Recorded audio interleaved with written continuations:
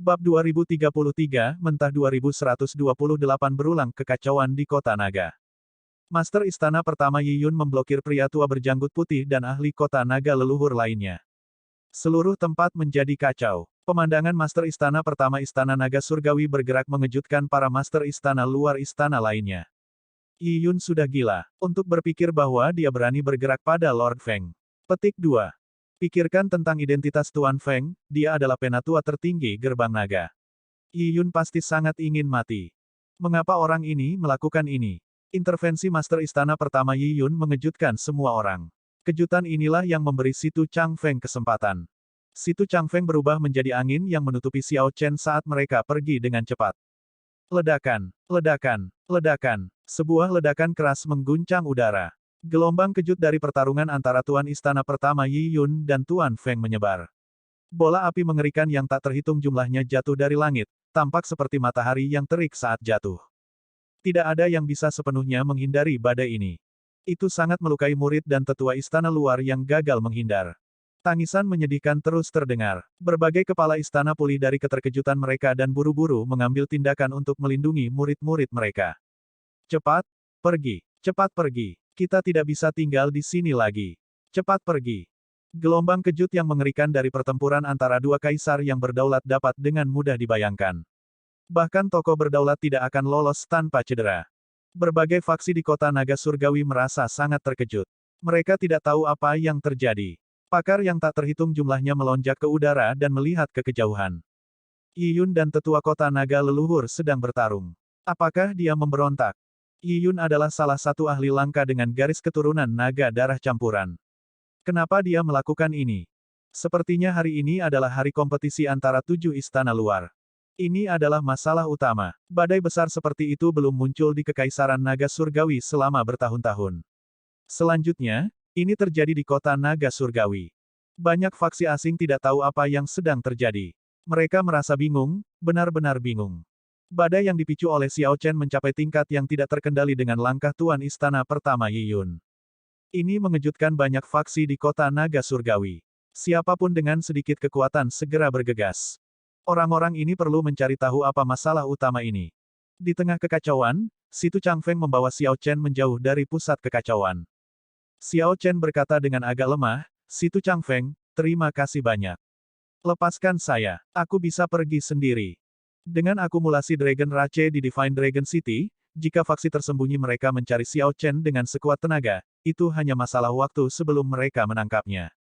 Namun, langkah tiba-tiba Master Istana Pertama Yi Yun mendorong masalah ini ke tingkat yang tidak dapat diselesaikan, menjadikan dirinya pusat badai. Ini membantu Xiao Chen, menarik banyak perhatian dan kekuatan, memberinya kesempatan untuk bertahan hidup. Sudah cukup bagi Situ Chang Feng untuk membantunya pada saat yang genting. Jika Situ Chang Feng bertahan dalam hal ini, dia hanya akan jatuh lebih dalam ke dalamnya. Masalah yang datang di masa depan hanya akan lebih besar. Situ Chang Feng berkata, "Jangan bicara. Anda tidak akrab dengan Kota Naga Surgawi.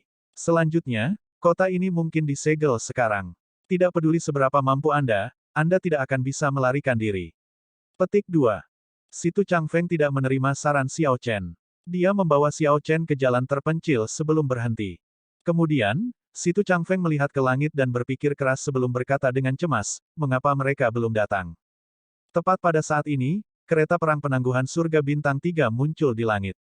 Mendapatkan, pintu kereta perang terbuka, dan Wei Hongfei dari Istana Naga Emas muncul.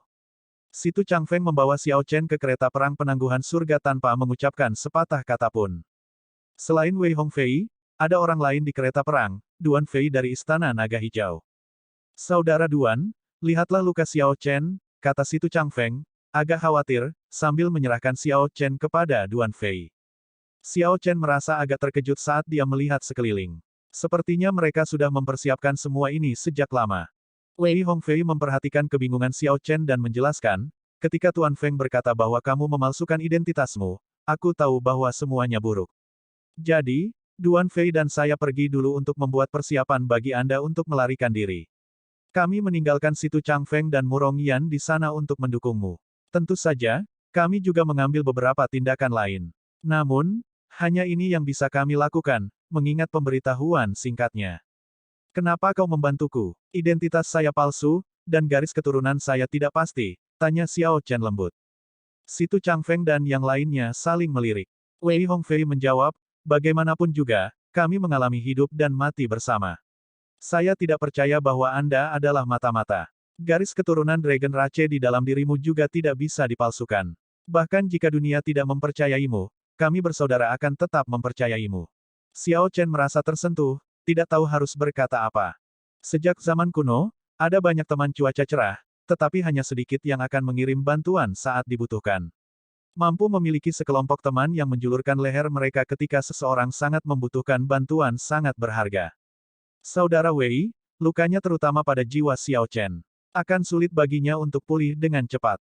Adapun cedera fisiknya, saya sudah melakukan yang terbaik. Petik 2. Wei Hongfei berkata, kita hanya bisa berhenti di situ untuk saat ini. Kereta perang penangguhan surga terbang dengan kecepatan sangat tinggi melalui kota naga surgawi. Gelombang kejut dari First Palace Master dan Lord Feng telah menyebar ke seluruh kota. Pertarungan antara dua kaisar yang berdaulat menyebabkan badai besar di kota kuno. Itu menjerumuskan seluruh kota ke dalam kekacauan. Banyak orang memanfaatkan gejolak tersebut untuk mengambil keuntungan dari kemalangan orang lain. Kekacauan meletus di mana-mana. Korps pelindung naga dari kediaman tuan kota dengan cepat bergerak. Ketika kereta perang penangguhan surga tiba di atas gerbang kota, para pembudidaya ras naga di sana telah menyegel mereka seperti yang diharapkan Situ Changfeng. Siapa yang tahu berapa banyak batasan yang diletakkan di gerbang kota? Kecuali kaisar yang berdaulat muncul, tidak mungkin untuk menerobos. Kereta perang di depan, berhenti. Kota naga surgawi disegel. Tidak ada yang boleh keluar. Ketika suara itu memasuki kereta perang penangguhan surga, semua orang menunjukkan kecemasan di wajah mereka. Sebenarnya, para penjaga di gerbang kota juga tidak tahu apa yang sebenarnya terjadi. Mereka hanya tahu bahwa kekacauan telah meletus di kota, dan kaisar berdaulat sedang bertarung. Menurut hukum militer, mereka harus segera menyegel kota. Tidak perlu menunggu pesanan. Jangan panik. Wei Hongfei tetap tenang. Dia melangkah keluar dari kereta perang penangguhan surga dan memberikan medali. Tidak bisakah orang-orang klan Wei keluar? Medali itu mengejutkan para pembudidaya Dragon Rache yang berjaga di gerbang kota. Pemimpin penjaga ragu-ragu sejenak sebelum memverifikasi bahwa medali itu nyata. Merasa agak bertentangan, dia berkata setelah beberapa saat, karena kamu berasal dari klan Wei, kamu secara alami dapat lulus. Pergilah kalau begitu. Terima kasih banyak. Wei Hongfei menghela nafas lega. Dia memasuki kereta perang penangguhan surga sekali lagi dan menunggu pembatasan dicabut, lalu menyerbu keluar kota. Pemimpin penjaga gerbang kota sedikit mengernyit. Dia berkata dengan serius, rekam ini. Meskipun orang-orang klan Wei tidak bisa tersinggung, dia adalah orang pertama yang meninggalkan kota sejak kekacauan meletus di kota.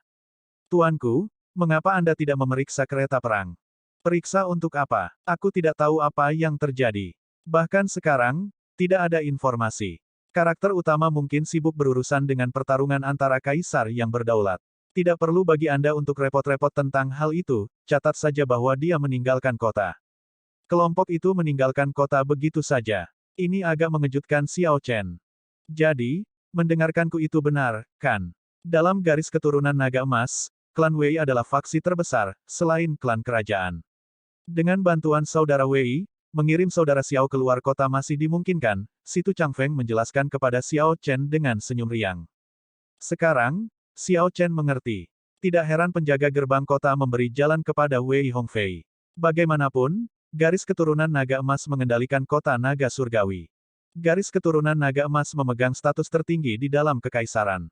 Dengan identitas Wei Hongfei, mengirim Xiao Chen sebelum semuanya beres bukanlah masalah. Sementara pelarian Xiao Chen dari kota tampak seperti keberuntungan dan kebetulan, itu sebenarnya karena bantuan teman-temannya.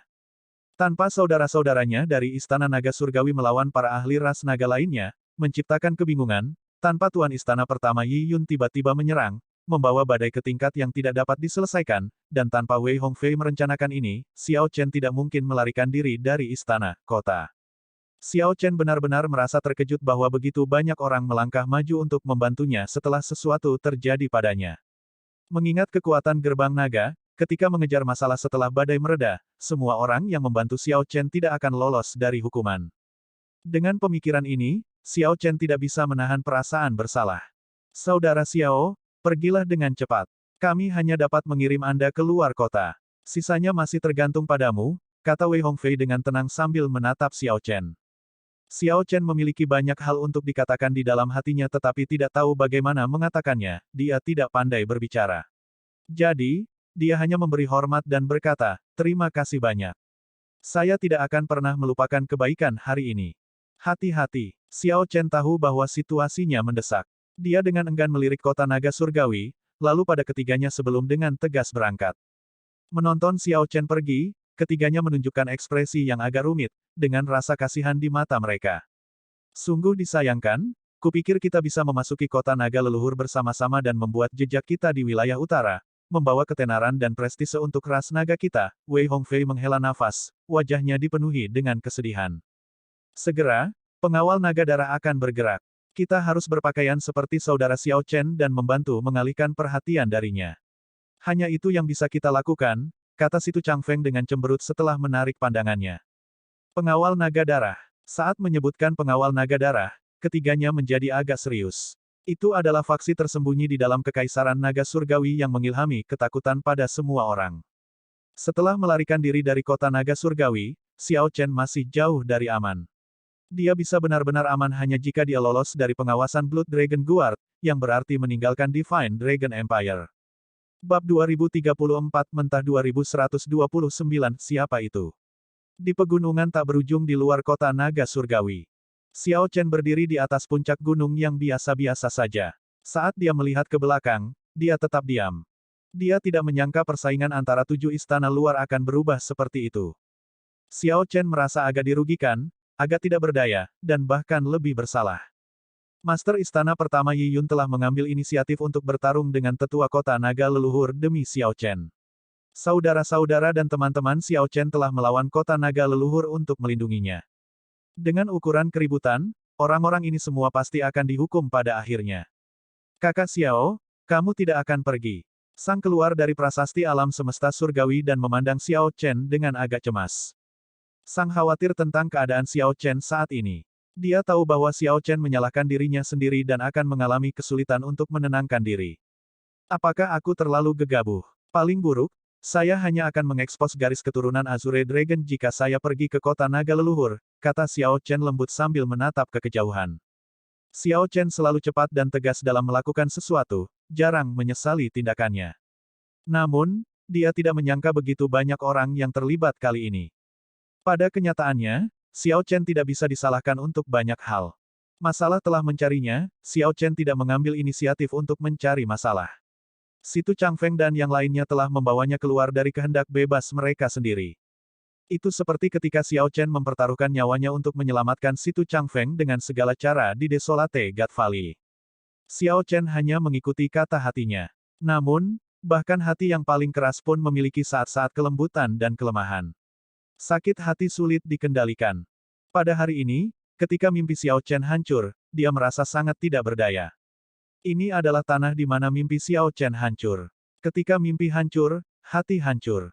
Xiao Chen telah melayang selama 5 tahun, merasakan sakit hati selama 5 tahun. Dia hanya selangkah malu melihat Liu Ruyue, tetapi mimpi itu hancur. Ketika Murong Yan menyerang dengan marah dan para murid Istana Naga Langit berkumpul dan menyerang ke depan, retakan muncul di hati yang sombong dan keras kepala yang bersumpah untuk tidak pernah menyerah, sulit untuk menghindari patah hati. Xiao Chen belum pernah merasakan hal ini selama bertahun-tahun, tidak sejak bencana besar di alam Kunlun dan pertempuran yang mengejutkan itu. Ayo pergi. Xiao Chen tidak tahan untuk terus melihat tanah impian yang hancur ini. Dia berbalik dan tidak melihat ke belakang. Kemana selanjutnya? Apakah kita meninggalkan kekaisaran naga surgawi? Sang bertanya. Aku harus memulihkan diri dulu. Tanda pisah. 3 hari kemudian. Badai di kota naga surgawi perlahan-lahan menjadi tenang. Setelah ledakan desas-desus awal, orang-orang akhirnya menyatukan kebenaran dari berbagai informasi. Siapa yang bisa mengharapkan seorang murid istana luar yang biasa-biasa saja untuk mendorong 2 kaisar berdaulat yang mengerikan untuk bertarung di kota naga surgawi, memicu badai. Xiao Chen, yang awalnya hanya seorang murid yang sedikit terkenal di istana luar, langsung menjadi terkenal di seluruh kekaisaran naga surgawi. Baik itu Sovereign Emperor yang agung atau Star Venerate yang rendah, mereka semua tahu tentang orang ini. Setelah Xiao Chen menekan Qin Mu dalam kompetisi antara 7 istana luar, kota naga leluhur telah menemukan bahwa Xiao Chen memalsukan identitasnya, yang menyebabkan badai besar. Yang lebih mengejutkan adalah bahwa Si Tu Changfeng dari Istana Naga Biru, Wei Hongfei dari Istana Naga Emas, semua murid inti kelas surga dari Istana Naga Langit, dan banyak lainnya telah membela orang seperti itu. Master Istana Pertama Istana Naga Langit, Yi Yun, bahkan telah bertarung dengan salah satu tetua tertinggi kota naga leluhur tanpa mempedulikan hal lain. Semua ini agar mereka bisa mengirim satu orang ini keluar dari kota naga surgawi. Cerita itu terdengar terlalu konyol. Namun, orang hanya akan menyebarkan hal-hal konyol. Seiring berjalannya waktu, orang-orang menggali masa lalu Xiao Chen, seperti cerita tentang bagaimana dia menebang cloning raksasa Tian dan cerita tentang dia sendirian menyelamatkan Flame Dragon Legion. Kisah-kisah yang terdengar tak terbayangkan ini membuat semua orang takjub. Tanda pisah. 7 hari kemudian, di sebuah kedai teh kecil di pinggir jalan di White Cloud City. Kerumunan jarang ada di kedai teh yang agak terpencil ini. Namun, masih ada beberapa orang yang minum teh dan mengobrol. Tidak disangka Xiao Chen ini belum tertangkap. Ini aneh. Sudah 7 hari sejak pencarian dimulai, tetapi tidak ada satupun penampakan dirinya. Ini agak konyol. Pengawal naga darah selalu sangat efisien, namun mereka sebenarnya tidak memiliki petunjuk sama sekali. Ini benar-benar aneh. Aku mendengar sesuatu yang lebih konyol. Para ahli ramalan Dragon Rache mencoba untuk mengetahui lokasi Xiao Chen. Pada akhirnya, mereka semua menghabiskan energi jiwa mereka, memuntahkan darah, dan pingsan. Setelah mereka bangun, mereka tidak mengatakan sepatah kata pun. Sejak itu, tidak ada yang berani mencoba lagi. Haha, itu adalah seorang jenius yang kuat yang berhasil berlatih tinju naga tertinggi. Pasti akan ada sesuatu yang tidak biasa. Berbicara tentang tinju naga tertinggi, pernahkah kamu mendengar? Rumor mengatakan bahwa Qin Mu, salah satu bintang kembar klan Qin, mengeluarkan tinju naga kaisar sampai batasnya, tetapi Xiao Chen masih mengalahkannya. Kenapa aku tidak mendengar tentang itu? Tinju naga kaisar telah diturunkan selama puluhan ribu tahun. Ini adalah teknik bela diri ofensif terkuat dari ras naga, yang dikenal sebagai Raja Teknik Tinju. Bahkan di seluruh Central Great Realm, teknik tinju yang bisa dibandingkan dengannya sangat langka. Siapa yang mengira itu akan kalah dari tinju naga tertinggi? Seorang peramal mengatakan bahwa keberuntungan Istana Naga Emas telah terpengaruh. Garis keturunan Naga Emas secara pribadi mengirim korps pelindung naga untuk membunuh Xiao Chen di depan mata. Istana Naga Emas, itu benar-benar kejam. Namun, ini masuk akal. Xiao Chen ini merupakan ancaman bagi dominasi mereka. Jika itu aku akan segera membunuhnya sebelum dia tumbuh dewasa. Sosok berjubah di sudut kedai teh meletakkan cangkir tehnya, meletakkan beberapa spirit jades di mejanya, bangkit, dan pergi. Orang di bawah jubah hitam adalah Xiao Chen. Dalam 10 hari, Xiao Chen telah pulih dari semua lukanya. Setelah dia sembuh, dia dengan hati-hati berjalan ke tempat ini. Pengejaran tidak kuat di wilayah Istana Naga Putih. Mereka bahkan tidak mencari atau memeriksa orang yang mencurigakan. Namun demikian, Xiao Chen tidak lengah. Ketika dia mencari informasi, dia memilih kedai teh terpencil ini daripada yang ramai. Namun, tidak banyak informasi yang berguna, hanya beberapa berita lama. Xiao Chen mendengar semua ini 3 hari yang lalu. Menurut berbagai rumor, Si Tu Changfeng, Murong Yan, para murid Istana Naga Langit, dan yang lainnya secara mengejutkan tidak menerima hukuman yang sangat keras. Kualifikasi mereka untuk memasuki kota naga leluhur hanya dicabut selama 1 tahun. Kemudian, berbagai istana luar mereka berurusan dengan mereka.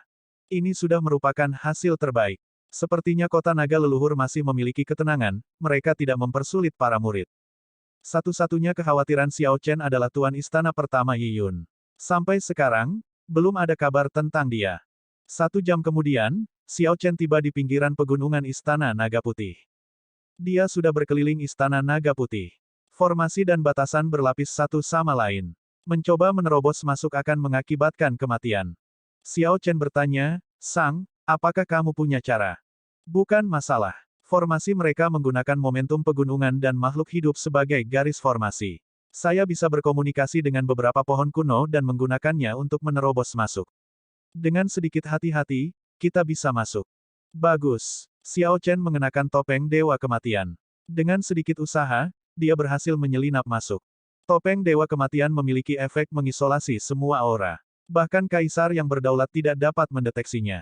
Selama 10 hari terakhir, Xiao Chen mengandalkan topeng Dewa Kematian untuk menghindari deteksi berbagai pihak. Bila perlu, Topeng Dewa Kematian bisa membawanya ke kehampaan untuk mencegah deteksi. Istana Naga Putih sangat luas. Xiao Chen menyelinap diam-diam di bawah penutup malam, tidak menarik perhatian. Mengikuti ingatannya, Xiao Chen menuju kediaman Liu Ruyun dengan hati-hati. Dengan mengandalkan topeng Dewa Kematian untuk mengisolasi semua auranya, Xiao Chen menghindari banyak penjaga. Ketika bulan purnama terbit, Xiao Chen akhirnya tiba di danau yang dikelilingi oleh pegunungan yang menjulang tinggi.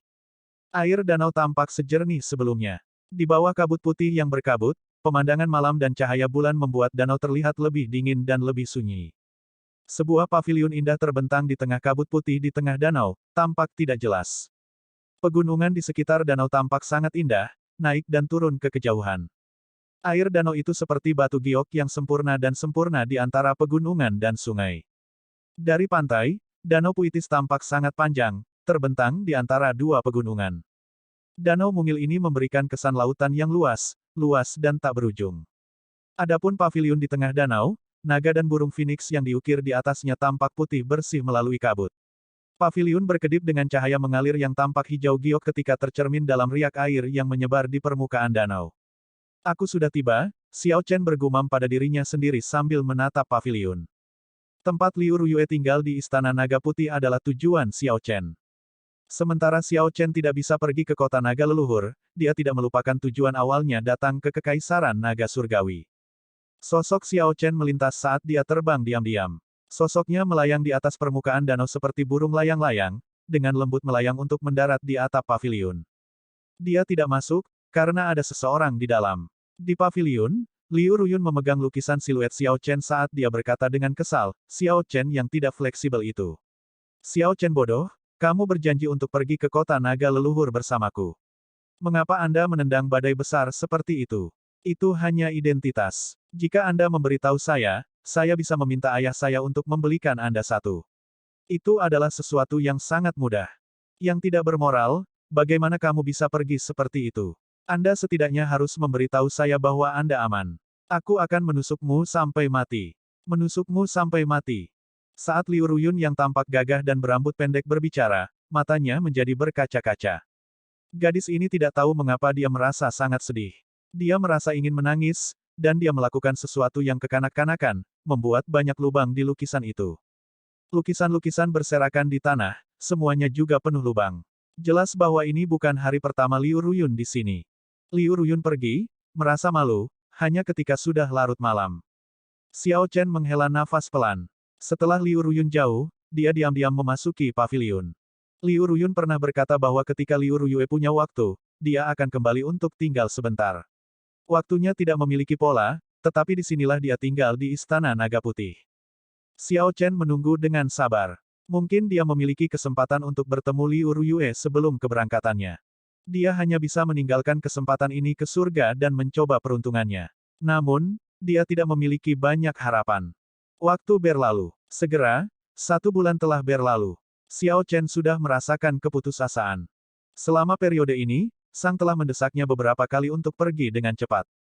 Istana Naga Putih penuh dengan para ahli. Begitu mereka menemukan Xiao Chen, hanya kematian yang menunggunya. Kakak Xiao Chen, ini benar-benar waktu untuk pergi. Anda harus meninggalkan Kekaisaran Naga Surgawi dengan cepat.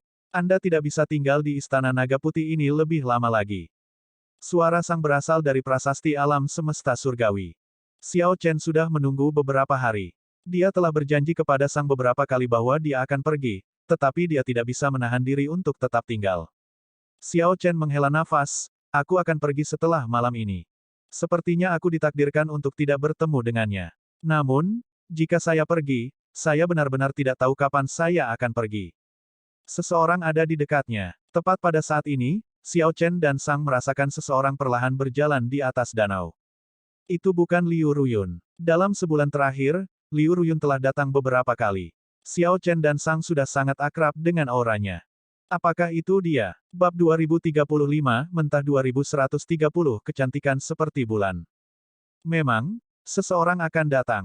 Riak menyebar di permukaan danau di bawah malam. Seorang wanita berpakaian sederhana dengan keanggunan yang luar biasa tiba di depan paviliun di tengah kabut putih yang kabur. Dia mendorong pintu terbuka dan masuk. Orang ini tampak akrab dengan jalannya, langsung menuju ruang belajar. Ketika dia melihat kekacauan di lantai, dia sedikit mengernyit. Kemudian, dia tertawa pelan, gadis itu, dia datang ke kamarku dan mengacaukannya lagi. Jelas, orang ini tahu bahwa Liu Ruyun telah melakukan ini. Selain Liu Ruyun, tidak ada orang lain yang bisa memasuki paviliun di tengah danau. Dia menunjukkan ekspresi santai. Dia tidak memperhatikan orang yang menatapnya dari balok atap. Sepasang mata, satu-satunya hal yang terungkap di balik topeng, kehilangan kejernihan sebelumnya, menjadi lamban. Ini benar-benar dia, Liu Ruyue dari puncak Qingyun, orang yang membuat Xiao Chen jatuh cinta padanya dan menunjukkan perasaannya padanya di puncak gunung yang tinggi itu. Selama bertahun-tahun dia tidak melihatnya, dia telah banyak berubah. Satu-satunya hal yang tidak berubah adalah keanggunannya.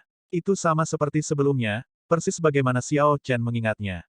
Namun, dia sekarang memancarkan aura suci dan mulia, yang menghalangi kata-kata kotor. Dia memiliki pesona yang luar biasa, tetapi itu tidak membangkitkan.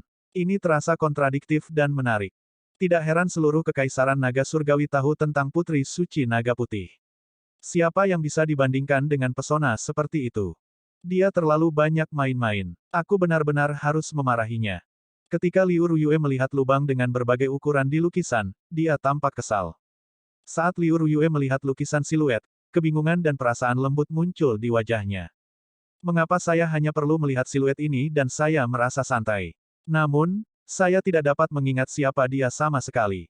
Siapa ini? Tepat pada saat ini, suara aneh mengejutkan Liu Ruyue. Xiao Chen tidak bisa menahan diri, dengan lembut melayang turun dari balok atap. Liu Ruyue bereaksi dengan kecepatan dewa, segera melakukan serangan telapak tangan. Mengingat kultivasi sovereign stage-nya, jika serangan telapak tangan mengenai Xiao Chen, itu tidak akan tertahankan.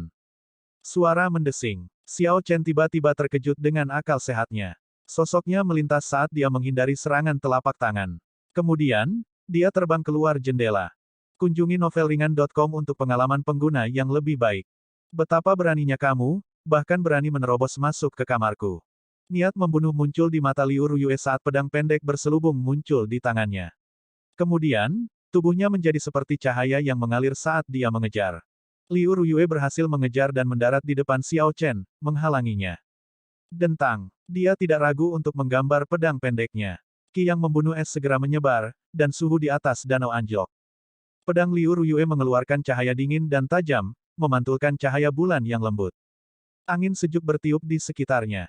Rasanya seperti daun willow melayang. Saat dia menghunus pedangnya, auranya seolah menyatu dengan gunung dan sungai. Liu Ruyue mengunci Xiao Chen. Selain bentrok langsung, tidak ada cara untuk menghindari serangan pedang ini. Kabut dingin menyebar di atas danau jernih yang diterangi oleh bulan purnama di langit malam yang luas. Cahaya pedang yang terbang di atasnya dingin dan suram. Xiao Chen punya waktu untuk membuat percikan terbang, tetapi dia tidak berpikir untuk melakukan apapun. Tidak ada alasan selain Xiao Chen tidak dapat menyerang orang di depannya. Dia tidak akan pernah mengingkari janji yang dia buat.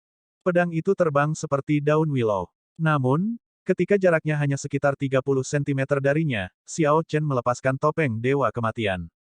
Melakukan ini mengungkapkan wajah tampan dan lembut di bawah sinar bulan yang lembut. Tidak ada kemegahan, kebangsawanan, atau kebanggaan di atasnya, hanya wajah dengan fitur halus dan mata yang jernih dan cerah yang bersinar di bawah sinar bulan yang terang. Begitu Xiao Chen melepas topengnya, jantung Liu Ruyue berdetak kencang. Dia berhenti di jalurnya seperti refleks. Serangan pedang yang fatal berhenti secara paksa hanya 2 cm dari Xiao Chen. Ketika mata keduanya bertemu, Liu Ruyue tiba-tiba merasa linglung. Di tengah kebingungannya, dia menemukan orang di hadapannya sangat akrab, sangat intim. Kabut putih menyebar ke segala arah. Danau itu memantulkan bulan yang cerah dan murni di langit. Saat keduanya berdiri di danau yang tenang, seolah-olah mereka berdiri di bulan yang cerah. Danau itu tampak kosong, hanya menyisakan 2 bulan dan pria berpakaian putih dan wanita berpakaian putih di dunia. Senyum muncul di wajah Xiao Chen. Terlepas dari berlalunya bertahun-tahun dan pihak lain kehilangan ingatannya, perasaan sebenarnya yang pernah dia miliki tidak dapat dihapus. Pada saat ini, Xiao Chen merasa dibebaskan. Semua perasaan sedihnya tersapu. Xiao Chen mengulurkan tangan, meraih pergelangan tangan Liu Ruyue, dan perlahan membalikkannya. Membungkuk, dia dengan lembut mencium punggung tangannya. Liu Ruyue segera menjerit kaget. Ketidakpercayaan dan rasa malu menodai pipinya yang merah menyala. Merosot. Bang! Liu Ruyue menyerang dengan tangan kirinya, mendaratkan telapak tangannya di bahu Xiao Chen. Ini mengirim Xiao Chen terbang kembali seperti karung pasir. Xiao Chen mendarat di air, menendang percikan besar sebelum dia berhasil berdiri dengan stabil. Dia menyeka darah di bibirnya. Saat dia melihat Liu Ruyue di depan, dia terus tersenyum. Siapa kamu? Liu Ruyue memulihkan ekspresinya saat dia dengan dingin menanyai Xiao Chen. Namun, niat membunuh menghilang dari wajahnya. Meskipun ini adalah pertama kalinya dia bertemu pria ini, anehnya dia merasa akrab dengannya, tidak ada perasaan asing sama sekali. Ini juga pertama kalinya dia memiliki pengalaman seperti itu. Ini membuatnya agak bingung. Namun, dia masih mempertahankan ekspresi dingin, berpura-pura tenang. Tepat saat Xiao Chen hendak menjawab, aura yang kuat mengalir dari kejauhan. Ekspresi Xiao Chen berkedip. Aura ini terasa sangat familiar, itu milik Raja Naga Putih. Xiao Chen melirik Liu Ruyue dan berkata, kita akan bertemu lagi. Aku akan memberitahumu siapa aku saat kita bertemu nanti. Setelah Xiao Chen berbicara, dia berbalik dan pergi. Suara mendesing. Tepat setelah Xiao Chen pergi, Raja Naga Putih perlahan turun ke tempat ini. Saat Raja Naga Putih menyaksikan Xiao Chen pergi, dia merasa terkejut. Orang ini agak berani. Seluruh kekaisaran naga surgawi sedang mencarinya, tetapi dia sebenarnya berani datang ke istana naga putih. Ayah angkat, apakah kamu kenal orang ini? Liu Ruyue bertanya dengan serius sambil menatap Raja Naga Putih. Ketika Xiao Chen pergi, Liu Ruyue segera menyadari sesuatu dari wajah Raja Naga Putih, yang tidak memiliki ketenangan seperti biasanya. Jika Xiao Chen ada di sini, dia akan memiliki banyak keraguan atas bentuk alamat Liu Ruyue. Jantung Raja Naga Putih berdetak kencang. Gadis ini masih setajam dulu. Dia memperhatikan sedikit perubahan dalam ekspresiku. Apa yang sedang terjadi? Sesosok terbang ke arah mereka di atas danau, itu adalah Liu Ruyun. Raja Naga Putih segera merasakan sakit kepala. Disinilah masalah lain. Tepat ketika dia hendak pergi, Liu Ruyun mengganggunya. Cepat katakan padaku, apa yang terjadi? Saya merasakan seseorang telah berada di sini. Petik 2. Liu Ruyue menjawab, memang, seseorang telah datang ke sini. Berbaju putih dan terlihat awet muda. Dia tampaknya memiliki garis keturunan naga darah campuran. Xiao Chen. Ini Xiao Chen. Ayah, apa yang kamu lakukan padanya? Tolong jangan serahkan dia ke kota naga leluhur. Dengan segera menebak siapa itu, Liu Ruyun menatap Raja Naga Putih dengan tatapan kasihan. Raja Naga Putih menghela nafas dalam hatinya. Kemudian, dia berkata tanpa daya, memang, itu dia. Namun, aku sudah melepaskannya. Saya tidak mempersulit dia. Mengapa tidak menahannya di sini? Liu Ruyun menuntut dengan marah. Raja Naga Putih tersenyum canggung. Saya benar-benar tidak bisa melakukan apa-apa dengan benar. Menjaganya itu salah, tidak menjaganya itu salah. Xiao Chen dari Istana Naga Langit, yang berhasil berlatih tinju naga tertinggi dan menyebabkan keributan baru-baru ini. Untuk berpikir bahwa dia berani tinggal di Kekaisaran Naga Surgawi. Istana Naga Emas meminta kota naga leluhur untuk mengirimkan pemberitahuan buronan. Liu Ruyue merasa sangat terkejut dan terkejut. Tanpa diduga, orang ini, yang merasa begitu akrab dengannya, memiliki identitas seperti itu. Bukankah itu sangat berbahaya? Ayah, selamatkan dia, desak Liu Ruyun dengan cemas. Raja Naga Putih menunjukkan ekspresi serius. Dia menghela nafas, masalah ini lebih besar dari yang kamu bayangkan. Yang dia tersinggung sebenarnya bukan kota naga leluhur tetapi Istana Naga Emas. Saat itu, ketika berita tentang dia berhasil berlatih tinju naga tertinggi menyebar, Istana Naga Emas sudah bersiap untuk mengambil tindakan terhadapnya. Kali ini, Xiao Chen menggunakan tinju naga tertinggi untuk menekan tinju naga kaisar. Ini membuat Istana Naga Emas semakin cemas. Apa perbedaan antara kota naga leluhur yang menyinggung dan Istana Naga Emas? Liu Ruyun merasa bingung dan dipenuhi keraguan. Liu Ruyue memasuki pemikiran yang mendalam. Kemudian, dia menjelaskan dengan lembut, jika dia menyinggung kota naga leluhur, semuanya akan berjalan sesuai aturan. Paling tidak, itu tidak akan merenggut nyawanya.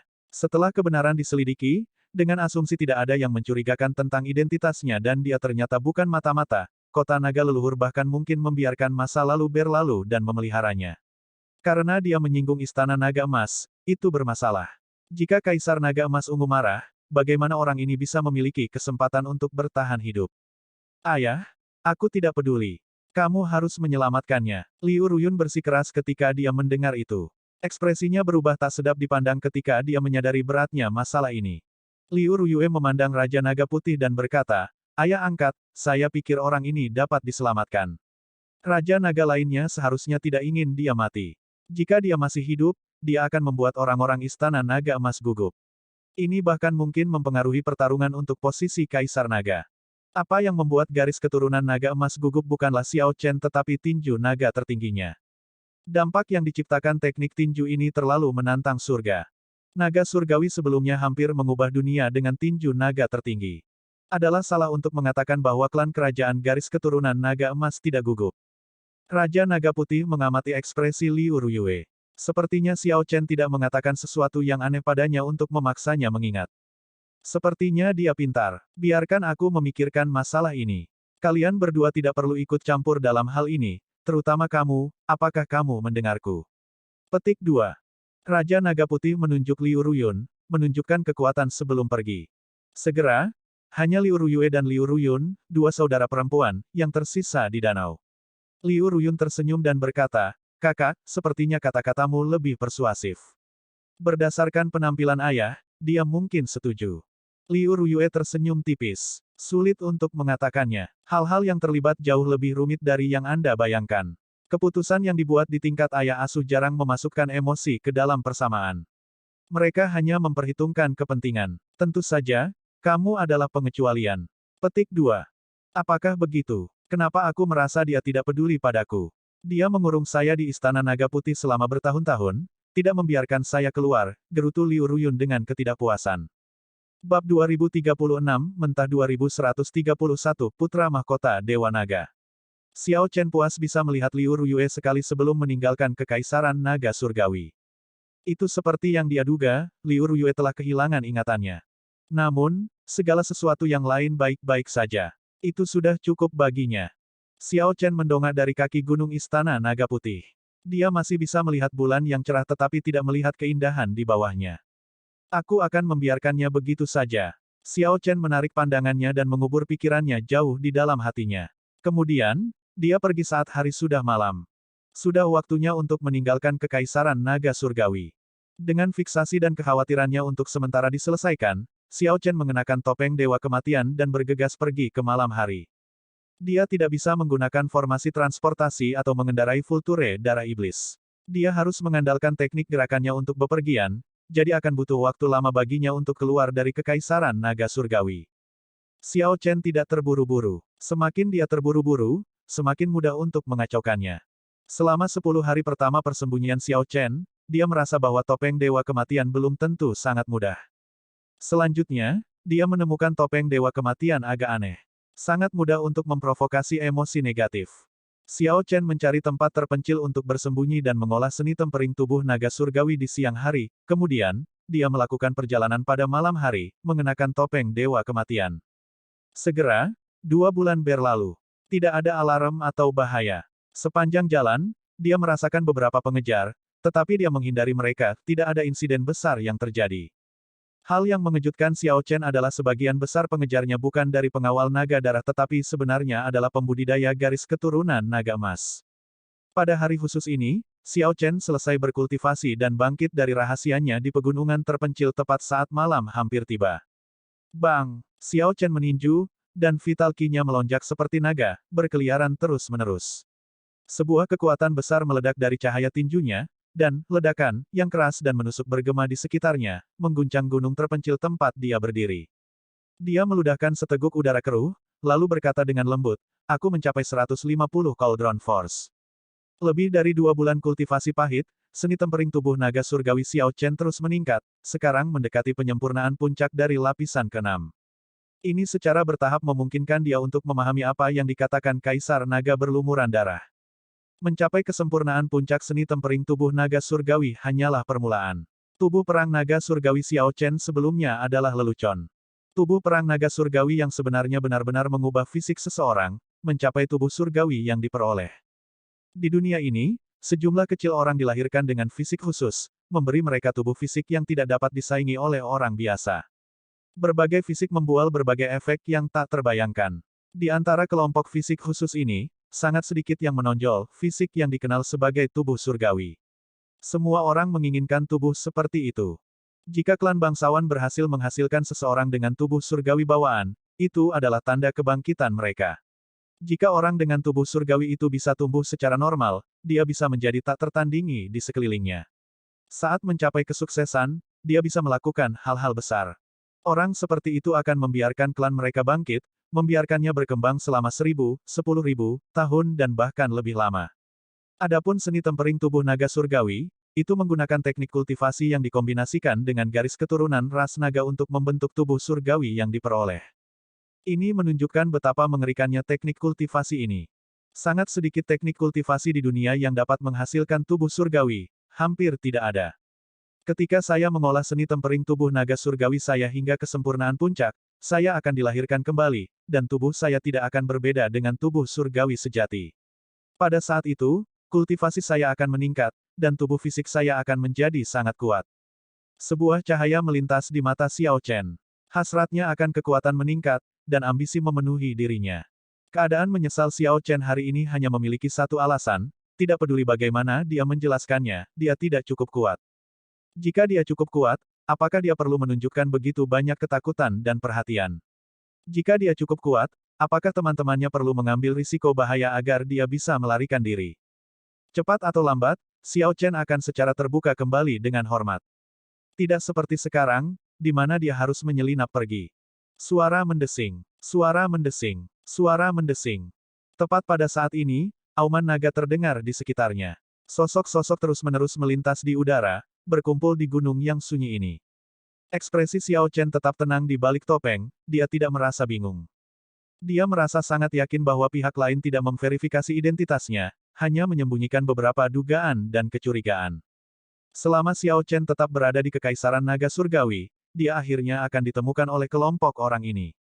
Segera, sekelompok pembudidaya ras naga berkumpul di depan Xiao Chen. Pemimpin mengenakan jubah naga emas dan memiliki lencana kota naga leluhur di dada pakaiannya. Pemimpin ini adalah Yang Mulia Suci Penyempurnaan Puncak, hanya setengah langkah dari Sovereign Personage. Dia adalah murid sekte dalam Gerbang Naga. Para pembudidaya di belakang orang ini semuanya memiliki aura yang kuat dan mantap. Mata mereka jernih dan cerah, dan mereka memiliki energi esensi sejati yang sangat besar. Kultivasi mereka semua adalah tahap cahaya suci tahap akhir.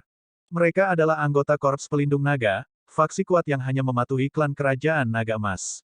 Mereka tersebar di seluruh kekaisaran, hadir di mana-mana. Semua dari mereka adalah elit. Saya Qin Feng, murid sekte dalam Gerbang Naga. Maaf mengganggu kultivasi Anda. Saya tidak punya niat jahat. Selama Anda melepas topeng dan memverifikasi identitas Anda, kami akan segera pergi. Catatan TL, Qin Feng ini berbeda dari Tuan Istana Ketiga Istana Naga Emas. Karakter Feng berbeda. Yang ini berarti angin sedangkan Tuan Istana Ketiga berarti puncak gunung.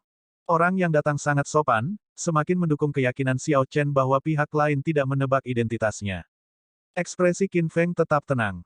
Namun, murid-murid lain dari kota naga leluhur semuanya meletakkan tangan mereka di atas senjata mereka, bersiap untuk menyerang kapan saja.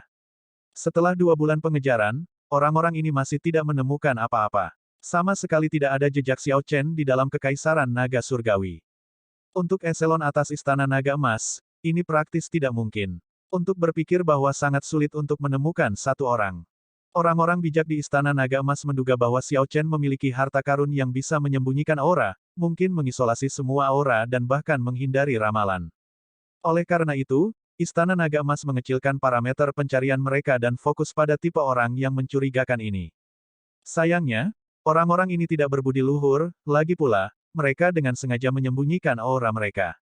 Bahkan jika itu bukan Xiao Chen, ini bukan orang yang tersinggung dan memiliki temperamen yang sangat eksentrik. Selama 2 bulan terakhir, Korps Pelindung Naga dan para murid klan Qin telah banyak menderita karena hal ini. Oleh karena itu, mereka mengadopsi sikap yang jauh lebih sopan. Jika mereka melakukan semuanya dengan benar dan mereka masih tidak bisa bergaul, maka mereka akan menyerang. Maaf, aku tidak bisa memenuhi permintaanmu. Suara tenang Xiao Chen datang dari bawah topeng, menunjukkan senyum dingin. Seberapa besar klan Kerajaan Naga Emas membencinya? Untuk berpikir bahwa mereka bahkan mengaktifkan Korps Pelindung Naga. Kalau begitu, kita hanya bisa menggunakan kekuatan. Ekspresi Qin Feng berubah dingin. Dia melambaikan tangannya, dan anggota Korps Pelindung Naga bersamanya langsung menarik senjata mereka, membentuk formasi pedang dengan pedang Qi yang melonjak saat mereka mengepung Xiao Chen. Formasi pedang yang dibentuk oleh 10 anggota Korps Pelindung Naga mewujudkan cahaya pedang yang memenuhi udara, membentuk formasi pembunuhan tanpa batas. Mereka ingin menyapu Xiao Chen ke dalamnya dengan paksa. Suara mendesing. Sosok Xiao Chen melintas. Setelah bersiap sejak lama, dia dengan mudah menghindari ini. Kemudian, dia menyerbu ke dalam hutan lebat. Korps Pelindung Naga meraung. Formasi pedang tidak kacau, mewujudkan naga besar yang terbuat dari lampu pedang dan ki membunuh tanpa batas yang mengejar. Salah satu anggota Korps Pelindung Naga tetap berada di sisi Qin Feng dan bertanya, "Tuan Muda Qin, menurut Anda apa kemungkinan orang ini menjadi Xiao Chen?" "Mungkin nol, tapi mungkin juga dia, meski begitu, itu tidak masalah. Siapapun yang bersembunyi seperti itu bukanlah hal yang baik. Kaisar Naga Emas Ungu lebih suka kita membunuh karena kesalahan daripada membiarkan Xiao Chen melarikan diri." Petik 2. Masalah ini sudah sampai ke Kaisar Naga. Itu hanyalah yang mulia suci yang tidak penting, untuk berpikir bahwa dia bisa membuat marah Kaisar Naga Emas Ungu untuk mengeluarkan perintah pembunuhan. Dengan ekspresi muram, Qin Feng berkata dengan serius, "Kamu tidak mengerti apa arti tinju naga tertinggi, kamu bahkan kurang mengerti apa artinya tinju naga tertinggi mengalahkan tinju naga Kaisar. Jika seseorang mengabaikan nyala api, tidak mungkin padam ketika api itu tumbuh menjadi api yang menyala-nyala. Itu akan menjadi tragis. Itu masuk akal. Tuan Muda Qin benar-benar seseorang dari klan kerajaan. Anda melihat masalah lebih lama daripada kami." Petik 2. Potong sanjungan. "Saya hanyalah seorang prajurit. Hai." Tiba-tiba, ekspresi Qin Feng sedikit berubah. Sepertinya sesuatu yang tidak terduga terjadi. Qin Feng tidak punya waktu untuk berpikir. Dia melompat dan terbang. Setelah tercengang beberapa saat, anggota Korps Pelindung Naga itu mengikuti. Ketika dia mencapai sisi Qin Feng, dia merasa terkejut. Bagaimana bisa seperti ini? Pepohonan dan rerumputan tumbuh liar di hutan lebat di bawahnya. Formasi pedang tak terbatas dari 10 anggota Korps Pelindung Naga menjadi terperangkap di tanaman hijau. Pedang ki yang tak terbatas terbang, dengan liar memotong cabang-cabang pohon. Serpihan kayu ditembakkan. Namun, semakin cepat pedang ki menebang cabang, semakin cepat dan tinggi pohon itu tumbuh. Pada saat anggota Korps Pelindung Naga sadar, mereka sudah terperangkap dan tidak bisa lagi keluar. "Ayo pergi. Orang-orang ini tidak dapat diselamatkan. Kami menyinggung seseorang yang seharusnya tidak kami sakiti." Ekspresi Qin Feng berubah secara dramatis. Bagaimanapun, dia adalah murid sekte dalam Gerbang Naga, orang yang sangat tegas. Qin Feng pergi begitu saja, meninggalkan tim Korps Pelindung Naga ini dan mengabaikan hidup dan mati mereka. "Kau ingin pergi sekarang? Sudah terlambat." Kemarahan Cakrawala. Pada suatu saat, Xiao Chen muncul di atas keduanya dan mengeksekusi tahap ketiga firmamen Srage. 5 elemen petir surgawi mengalir di tubuh Xiao Chen. Ketika dikombinasikan dengan cahaya pedang yang tak terbatas, itu membentuk dunia kecil di telapak tangannya. Dengan lambaian tangan Xiao Chen, kemarahan tak terbatas memenuhi tempat itu. Ruang berubah kacau. Sebelum keduanya bisa bergerak, Xiao Chen membawa mereka ke dunia kecil di telapak tangannya. Topeng Dewa Kematian datang dengan Void Shadow, teknik rahasia. Xiao Chen menggabungkannya dengan keadaan ketiga firmamen Srage untuk menaklukkan musuh. Akibatnya, dia berhasil mengeluarkan dua yang mulia, yang bisa melawan tokoh berdaulat biasa, dengan satu gerakan. Retakan. Xiao Chen dengan erat mengepalkan tinjunya, dan tidak ada lagi tempat untuk bersembunyi di dunia ini di dalam telapak tangannya. Setelah beberapa saat, dia mengendurkan tangannya. Petir menyambar, dan cahaya pedang melonjak. Kemudian, daging dan darah dimuntahkan. Darah segar sangat menarik perhatian di dunia cahaya ini, seperti bunga apel berduri merah yang mekar di tangan Xiao Chen. Darah merembes keluar, cerah dan memikat. Apakah sudah berakhir? Tangisan menyedihkan di hutan lebat di bawah akhirnya berhenti. Sang melompat dan tiba di samping Xiao Chen. Xiao Chen mengangguk. "Kita tidak bisa tinggal di sini lagi. Kita harus segera pergi." Benar. Tanda pisah. 2 hari kemudian, di hutan lebat ini, seorang pria tampan dengan udara yang mulia, mengenakan jubah naga ungu emas, muncul di hutan. Saat orang ini melihat dan menggeledah mayat anggota Korps Pelindung Naga, yang telah meninggal dengan menyedihkan, di tanah, dia berpikir keras. Segera, beberapa orang bergegas dari segala arah. Setiap orang yang datang berlutut dan melapor dengan hormat kepada orang ini. "Putra Mahkota yang mulia, kami mencari 50 km ke timur, tetapi kami tidak menemukan mayat Tuan Muda Qin Feng. Putra Mahkota yang mulia, kami juga tidak menemukan apapun di selatan." Saat informasi mengalir, pemuda yang mengenakan jubah naga ungu emas bergumam, dalam 2 bulan terakhir, ini adalah pertama kalinya seorang murid klan kerajaan meninggal. Tidak peduli siapa itu, aku akan menemukannya. Secara alami, hanya ada satu orang di Kekaisaran Naga Surgawi yang dapat dipanggil sebagai putra mahkota yang mulia. Selain putra mahkota Dewa Naga Qinming, tidak ada yang lain. Bab 2037, Mentah 2132, Keraguan dan Kecurigaan Berat. Waktu berlalu, dan Xiao Chen mendekati perbatasan Kekaisaran Naga Surgawi. Sejak saat Xiao Chen membunuh Qin Feng dan kelompok korps pelindung naga itu, dia mengalami peningkatan jumlah serangan. Namun, Xiao Chen tidak bisa disalahkan untuk ini. Ketika roda gigi kerajaan berputar dan semua organisasi bekerja sama, penemuan hanya masalah waktu, bahkan dengan topeng Dewa Kematian. Ada banyak orang bijak di Kekaisaran. Jika seseorang menghilang tanpa jejak, seseorang pasti memiliki harta yang dapat mengisolasi auranya. Ketika perburuan terfokus pada aspek itu dan memeriksa semua orang yang mencurigakan, seseorang akhirnya akan ditemukan. Xiao Chen bisa menebak semua ini. Namun, apa yang tidak dia duga adalah bahwa putra mahkota Dewa Naga telah bergabung dalam perburuan untuknya. Condensing Cloud City, kota terakhir di perbatasan utara sebelum meninggalkan Divine Dragon Empire. Xiao Chen memilih rute ini setelah beberapa putaran seleksi. Dia menyeka darah di pedangnya. Mayat beberapa anggota korps pelindung naga berserakan di padang rumput luas yang berjarak 5.000 km dari kota. Saat Xiao Chen mendekati perbatasan, pengejaran semakin intensif. Dia mengubah rutenya beberapa kali, tanpa pola apapun, bergerak dengan santai. Namun, dia akan selalu ditemukan segera setelahnya. Akan sulit membayangkan betapa sulitnya melarikan diri tanpa topeng Dewa Kematian. Xiao Chen mungkin akan ditemukan dalam waktu kurang dari setengah bulan.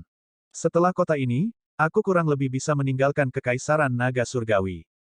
Xiao Chen melihat ke kejauhan. Meskipun tidak ada siluet yang muncul di ujung penglihatannya, sense spiritualnya dapat menangkap keberadaan kota awan kondensasi.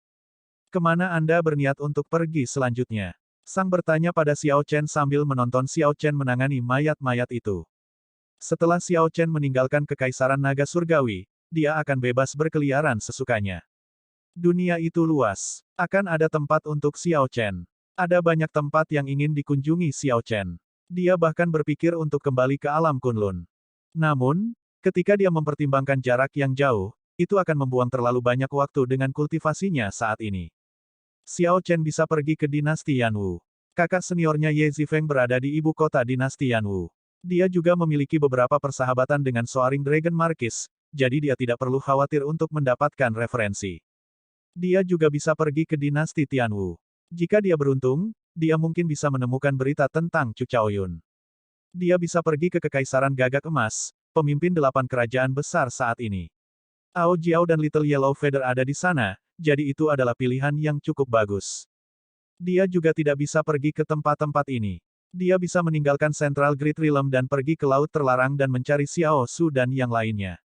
Setelah mendapatkan warisan Raja Bajak Laut Darah Merah, grup bajak laut pedang hitam bisa naik di salah satu dari 7 lautan terlarang. Ada terlalu banyak pilihan, yang membuat Xiao Chen bingung. Ayo pergi ke bekas tanah Azure Dragon. Kita bisa membuat rencana lebih lanjut setelah itu, kata Xiao Chen lembut setelah berpikir sejenak.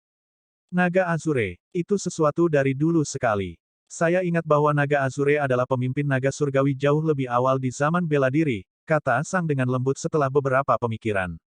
Jantung Xiao Chen berdetak kencang. Lalu, apakah kamu tahu mengapa Azure Dragon punah? Sang tersenyum pahit. Ingatan saya semua berasal dari pohon murbei penyangga, yang hanya seorang pengamat. Bagaimana itu bisa memahami hal-hal ini? Petik 2. Memang, itu seperti yang diharapkan Xiao Chen. Dia merasa sedikit kecewa, dia hanya bisa mengandalkan dirinya sendiri untuk menyelidiki. Naga langit yang terkunci di penjara naga langit berbintang itu mengatakan bahwa dia pernah pergi ke tanah lama naga Azure. Dia bahkan sepertinya tahu beberapa rahasia. Namun, naga langit tidak memberitahu Xiao Chen di mana tanah naga Azure berada. Xiao Chen hanya bisa mencari informasi dari ingatan Kaisar Naga yang dibasahi darah, lalu membandingkannya dengan peta saat ini untuk melihat apakah dia bisa menemukan daratan. Ayo tinggalkan tempat ini dulu. Xiao Chen melihat sekeliling dan menemukan area terpencil di mana dia mengeluarkan prasasti alam semesta surgawi. Sang masuk ke dalamnya. Bahkan dengan prasasti alam semesta surgawi, Xiao Chen tidak bisa bergerak dengan hati-hati, jadi dia hanya bisa membunuh. Sangat disayangkan bahwa setelah Xiao Chen memasuki prasasti alam semesta surgawi, dia tidak dapat mengoperasikannya. Kalau tidak, dia bisa bersembunyi di prasasti alam semesta surgawi dan bepergian di dalamnya. Tidak akan ada risiko. Dunia di dalam prasasti alam semesta surgawi kacau balau. Tanah terlantarnya tampaknya tidak bisa diperbaiki. Di masa depan, ketika Anda memiliki sumber daya yang cukup, Anda dapat menciptakan dunia di prasasti alam semesta surgawi ini, kata sang lembut sambil melihat sekeliling, merasa kasihan. Ini adalah alat surgawi spasial yang dicari oleh banyak kaisar berdaulat. Namun, Xiao Chen hampir tidak bisa menggunakannya. Xiao Chen merasa tidak berdaya tentang ini. Bagaimana mungkin dia tidak tahu? Di tangannya, prasasti alam semesta surgawi hanyalah sebuah cincin penyimpanan besar. Dia tidak bisa mengeluarkan banyak kegunaannya yang menakjubkan. Dia sebenarnya hanya bisa menempatkan tanda spiritual pada prasasti alam semesta surgawi ini tetapi tidak memperbaikinya. Itu masih tidak bisa dikatakan milik Xiao Chen. Jika seorang ahli mengambilnya, ahli itu bisa dengan santai menghapus tanda spiritualnya. Harta karun ini bisa berubah pemilik kapan saja. Selain Xiao Chen dan Sang, ada juga pohon naga melingkar 7 warna dan pohon murbei penyangga. Buah naga melingkar dengan berbagai warna pada pohon naga melingkar berkedip dengan cahaya yang berbeda. Xiao Chen duduk bersila di bawah pohon, mengolah seni tempering tubuh naga surgawi. Dia berharap untuk menyelesaikan teknik kultivasi ini dan membentuk tubuh surgawi yang diperoleh. Sang merawat pohon murbei penyangga di sampingnya. Ketika langit menjadi gelap, Xiao Chen keluar dari prasasti alam semesta surgawi, mengembalikannya ke tubuhnya, dan melanjutkan perjalanannya. 5.000 kilometer tidak jauh baginya. Xiao Chen bergegas dengan kecepatan penuh. Dalam waktu kurang dari 4 jam, Condensing Cloud City muncul di hadapannya. Lampu terang menyinari kota awan kondensasi di malam hari, menghadirkan pemandangan yang luar biasa ramai. Kota di perbatasan memang ramai. Korps pelindung naga berpatroli dan menjaga perbatasan siang dan malam, selain dari tanah terlarang yang berbahaya. Melewati kota ini adalah pilihan yang paling cocok jika Xiao Chen ingin melintasi perbatasan. Rute bundaran akan membawanya 1,5 tahun, yang akan sangat merepotkan. Xiao Chen melepaskan topeng Dewa Kematian, dan tulang-tulang di bawah wajahnya menggeliat. Setelah beberapa saat, dia tampak seperti orang lain. Teknik penyamaran semacam ini hanya mengubah penampilan seseorang. Itu tidak bisa menyembunyikan aura seseorang. Itu tidak terlalu berguna melawan seorang ahli. Xiao Chen telah tinggal di Kekaisaran Naga Surgawi selama lebih dari setahun. Korps pelindung naga dan pengawal naga darah pasti telah mendapatkan beberapa barang miliknya, yang memiliki aura di atasnya. Namun, Xiao Chen harus mengambil risiko ini pada tahap terakhir. Dia percaya bahwa dia telah meninggalkan Blood Dragon Guard dan Dragon Protecting Corps jauh di belakang. Selama dia bergegas, dia seharusnya bisa melintasi perbatasan dengan sukses. Xiao Chen melihat beberapa pemberitahuan buronan dipasang di tembok kota dekat gerbang kota. Sebuah foto dirinya ada di antara mereka. Untungnya, para pembudidaya yang menjaga gerbang kota tidak terlalu kuat. Ekspresi Xiao Chen tidak berubah saat dia membayar tol dengan pil surgawi purba, lalu memasuki kota. Tanda pisah. Pada saat yang sama, di dataran rumput tempat Xiao Chen membantai korps pelindung naga, putra mahkota Dewa Naga Qin Ming melihat sekeliling, ekspresinya berubah saat dia melakukannya. Setelah beberapa saat, seorang anggota korps pelindung naga muncul dan melaporkan informasi yang dia kumpulkan. Menarik, setiap kali, saya terlambat 1 langkah. Saya tidak percaya bahwa ini adalah suatu kebetulan. Qin Ming menunjukkan senyum mengejek di wajahnya yang tampan. Dia menyadari campur tangan tersembunyi dari beberapa faksi. Tidak menemukan Xiao Chen di awal masih masuk akal. Namun, jangkauan pencarian Qin Ming telah menyempit secara signifikan, namun dia masih tidak bisa menghentikan pihak lain. Ini benar-benar aneh. Namun demikian, ini masuk akal. Istana naga surgawi lainnya senang melihat orang seperti itu berhasil. Mereka tidak mau membiarkan orang-orang istana naga emas melenyapkannya. Putra mahkota yang mulia, orang itu seharusnya sudah mencapai kota awan kondensasi sekarang. Kami dapat mengirim perintah ke City Lord Condensing Cloud City untuk menyegel kota. Lalu, kita bisa pergi dan menangkapnya. Seorang anggota Dragon Protecting Corps membuat saran yang terdengar sangat masuk akal. Namun, Qin Ming menjawab dengan acuh tak acuh, tidak perlu. Orang-orang ini mungkin sudah mempersiapkannya sejak lama. Kita tidak bisa menghentikannya. Dia ditakdirkan untuk meninggalkan Kekaisaran Naga Surgawi hidup-hidup. Petik 2. Yang mulia, tidak perlu pesimis seperti itu. Jika kita melakukan perjalanan sepanjang malam dan menyerbu, siapa yang berani menghalangi Korps Pelindung Naga dari pekerjaan mereka? Bagaimana jika itu adalah pengawal naga darah? Ah! Anggota Korps Pelindung Naga menunjukkan keterkejutan di wajah mereka. Mengapa pengawal naga darah membantu Xiao Chen? Namun, mereka tidak berani menanyai Qin Ming, jadi mereka tidak mengatakan apa-apa.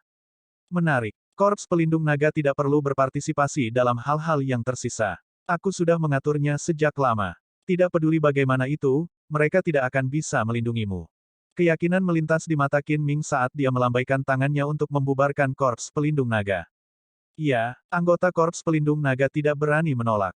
Qin Ming memandang kota di kejauhan. Dia berdiri tegak dengan tangan tergenggam di belakang punggungnya saat dia berkata dengan acuh tak acuh, karena aku menduga kalian banyak yang memasang jebakan ini, bagaimana mungkin aku tidak membuat persiapan. Bab 2038, Mentah 2133, memperoleh tubuh surgawi. Malam tiba di Condensing Cloud City. Saat Xiao Chen berjalan di jalanan, kota tetap ramai dan cerah meskipun larut malam. Setelah 3 bulan berkultivasi, seni tempering tubuh naga surgawi Xiao Chen sudah sangat dekat dengan kesempurnaan puncak dari lapisan ke-6. Dia bisa menerobos kapan saja. Karena itu, dia memilih untuk tidak segera pergi. Dia menemukan penginapan di penginapan biasa-biasa saja. Setelah Xiao Chen check-in ke penginapan, dia duduk bersila dan memasuki kondisi kultivasi. Energinya mengalir untuk seni tempering tubuh naga surgawi. Irama pernapasannya berubah dengan metode sirkulasi. Setelah beberapa saat, naga ki biru membubung dari tubuh Xiao Chen, berkobar seperti nyala api. Kotoran di tubuhnya terbakar dalam api, perlahan-lahan dihilangkan dari tubuhnya. Seni tempering tubuh naga surgawi terus-menerus mengubah tubuh fisik Xiao Chen, diam-diam mengubahnya menjadi tubuh surgawi yang diperoleh. Tubuh surgawi yang diperoleh tidak tercapai dalam 1 hari. Dari saat Xiao Chen mulai mengolah seni tempering tubuh naga surgawi, tubuhnya sudah mulai berubah. Tulang naga, nadi naga, dan darah naga. Xiao Chen tidak menyadari bahwa perubahan ini adalah untuk mempersiapkan tubuh surgawi yang diperoleh. Ketika cahaya matahari pertama menyinari ruangan dari timur, menerangi langit, Ki Ungu muncul. Setelah itu, Ki Ungu mengalir ke dalam ruangan dalam aliran yang stabil di bawah sinar matahari. Tubuh Xiao Chen mengeluarkan kabut biru, dan suara berderak datang dari seluruh tubuhnya, yang menggeliat tanpa henti. Penampilannya yang berubah kembali normal. Xiao Chen mengalami rasa sakit yang luar biasa seperti puluhan ribu pisau memotong tubuhnya sementara palu yang tak terhitung jumlahnya menghantamnya. Ini adalah rasa sakit yang tak terkatakan. Memperoleh tubuh surgawi yang diperoleh berarti melalui kelahiran kembali, seseorang perlu mengalami metamorfosis ini. Siksaan Xiao Chen berakhir hanya ketika matahari yang terik menggantung tinggi di langit. Dia membuka matanya dengan susah payah, dan sinar matahari yang menusuk menyakiti matanya. Namun, tubuh fisiknya menyesuaikan diri dengan sinar matahari yang intens di saat berikutnya dan melepaskan cahaya terang. Xiao Chen berhasil mengolah seni tempering tubuh naga surgawi hingga kesempurnaan puncak dari lapisan ke-6. Dia meludahkan napas panjang dari udara keruh. Matanya berubah sangat tajam. Seluruh tubuhnya, dari atas ke bawah, telah mengalami kelahiran kembali. Dengan pikiran, Vital Qi memadat di tubuhnya. Vital Qi yang awalnya tidak terlihat menyatu menjadi garis-garis biru samar saat ia berenang melalui tubuhnya. Saat Xiao Chen mengepalkan tangan kanannya, garis biru samar yang tak terhitung jumlahnya dari Vital Qi di tubuhnya segera berkumpul menjadi rumpun Vital Qi berbentuk naga dalam cahaya tinjunya. Kekuatan yang terkandung dalam cahaya tinjunya terasa sangat menakutkan, 200 kekuatan kuali. Ini tubuhku. Xiao Chen terkejut. Perubahan itu sangat monumental, jauh melampaui imajinasinya. Untuk berpikir bahwa Anda tidak mengolah seni tempering tubuh naga surgawi yang saya berikan kepada Anda. Omong kosong apa tubuh perang naga surgawi itu? Berhenti membuatku malu. Cepat pergi dan kembangkan seni tempering tubuh naga surgawi. Berhentilah membuang waktu. Kata-kata menghina Kaisar Naga yang dibasahi darah di masa lalu muncul di benak saat Xiao Chen menghela nafas. Kaisar Naga yang dibasahi darah tidak membohonginya. Saat itu, Xiao Chen tidak fokus pada budidaya seni tempering tubuh naga surgawi. Ternyata itu adalah harta yang luar biasa, dan ini baru permulaan. Memperoleh tubuh surgawi yang diperoleh berarti bahwa fisik Xiao Chen telah berubah sejak awal. Sebelumnya, Xiao Chen hanya memiliki kemampuan pemahaman yang menakjubkan. Namun, fisik dan fondasinya tidak dianggap sebagai peringkat teratas. Sekarang setelah dia memperoleh tubuh surgawi yang diperoleh, kemampuan pemahamannya tetap sangat baik, tetapi potensinya berubah menjadi sangat menakutkan. Mendeguk. Tiba-tiba, Suara yang tidak biasa datang dari perut Xiao Chen. Anehnya, dia merasa lapar. Di alam kultivasinya, dia bisa berpantang dari makanan duniawi. Dia hanya perlu memuaskan keinginan lidah. Meski begitu, dia merasa lapar. Ini benar-benar aneh. Setelah merapikan dan mengubah penampilannya, Xiao Chen pergi ke lantai 2 penginapan, menemukan meja di dekat jendela, dan duduk. Kemudian, dia memesan banyak hidangan sekaligus. Setelah semua makanan disajikan, Xiao Chen mulai melahap dirinya sendiri. Dia merasa sangat tidak peduli. Sudah lama dia tidak makan sepuasnya seperti ini. Pelanggan, selera Anda sangat besar.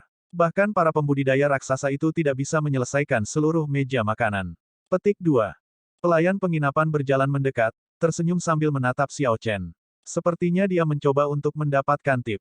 Xiao Chen tersenyum tanpa mengatakan apa-apa. Xiao Chen baru saja membentuk tubuh surgawinya, jadi dia perlu diisi ulang. Secara alami, orang lain tidak akan mengerti.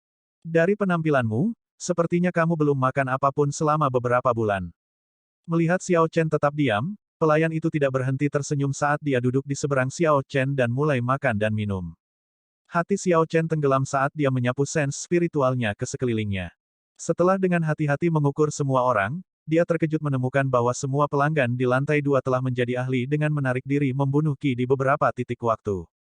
Itu adalah pengawal naga darah. Saat Xiao Chen berjuang dengan keterkejutannya, wajah pelayan yang duduk di seberangnya berubah menjadi wajah yang dikenalnya setelah beberapa saat. Itu adalah wakil Aula Master Li dari Aula Penegakan Hukum Istana Naga Langit. Adik Xiao Chen, keterampilan penyamaranmu agak tidak memadai. Wakil Aula Master Li memandang Xiao Chen dengan seringai lebar, tampak agak sombong. Xiao Chen belum melihat penyamarannya. Xiao Chen menyeka minyak dari bibirnya, lalu berkata dengan lembut, aku meremehkan kemampuan pengawal naga darah. Saya pikir saya berhasil bersembunyi dari dunia, mencegah semua orang menemukan saya di sepanjang jalan. Ternyata pengawal naga darah telah mengawasi setiap gerakanku. Jika Xiao Chen tidak menyadari bahwa pengawal naga darah tahu semua yang dia lakukan, dia akan benar-benar bodoh.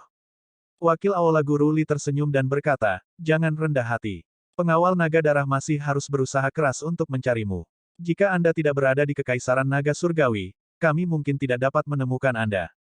Bagaimana kabar Tuan Istana Pertama? Xiao Chen tidak bertanya tentang hal lain, hanya hal yang paling mengkhawatirkannya. Wakil Aula Master Li menghela nafas pelan dan berkata, kamu masih Xiao Chen yang aku kenal. Anda tidak bertanya mengapa saya tidak menangkap Anda terlebih dahulu. Master Istana Pertama baik-baik saja. Dengan gengsinya di Istana Naga Surgawi, tidak ada yang berani benar-benar menyentuhnya. Namun, dia masih tidak bisa lepas dari hukuman, dia hanya akan dikurung selama beberapa dekade. Dibandingkan dengan itu, kamu seharusnya lebih memperhatikan dirimu sendiri.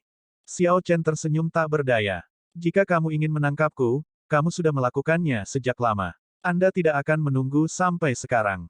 Jika tebakanku benar, berkat usahamu Istana Naga Emas selalu terlambat satu langkah.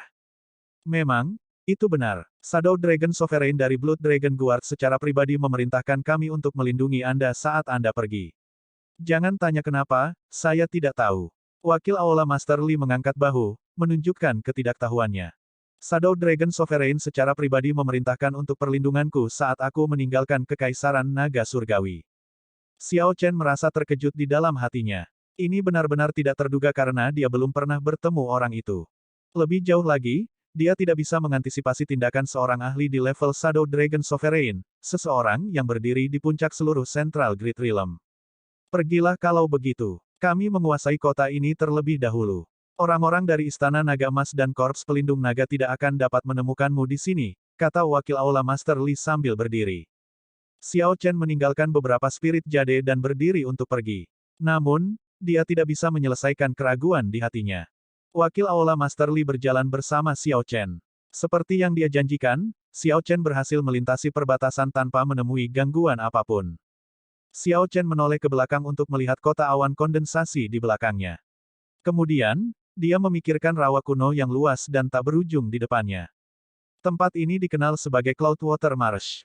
Ada mata air setiap 5 km dan sungai setiap 50 km.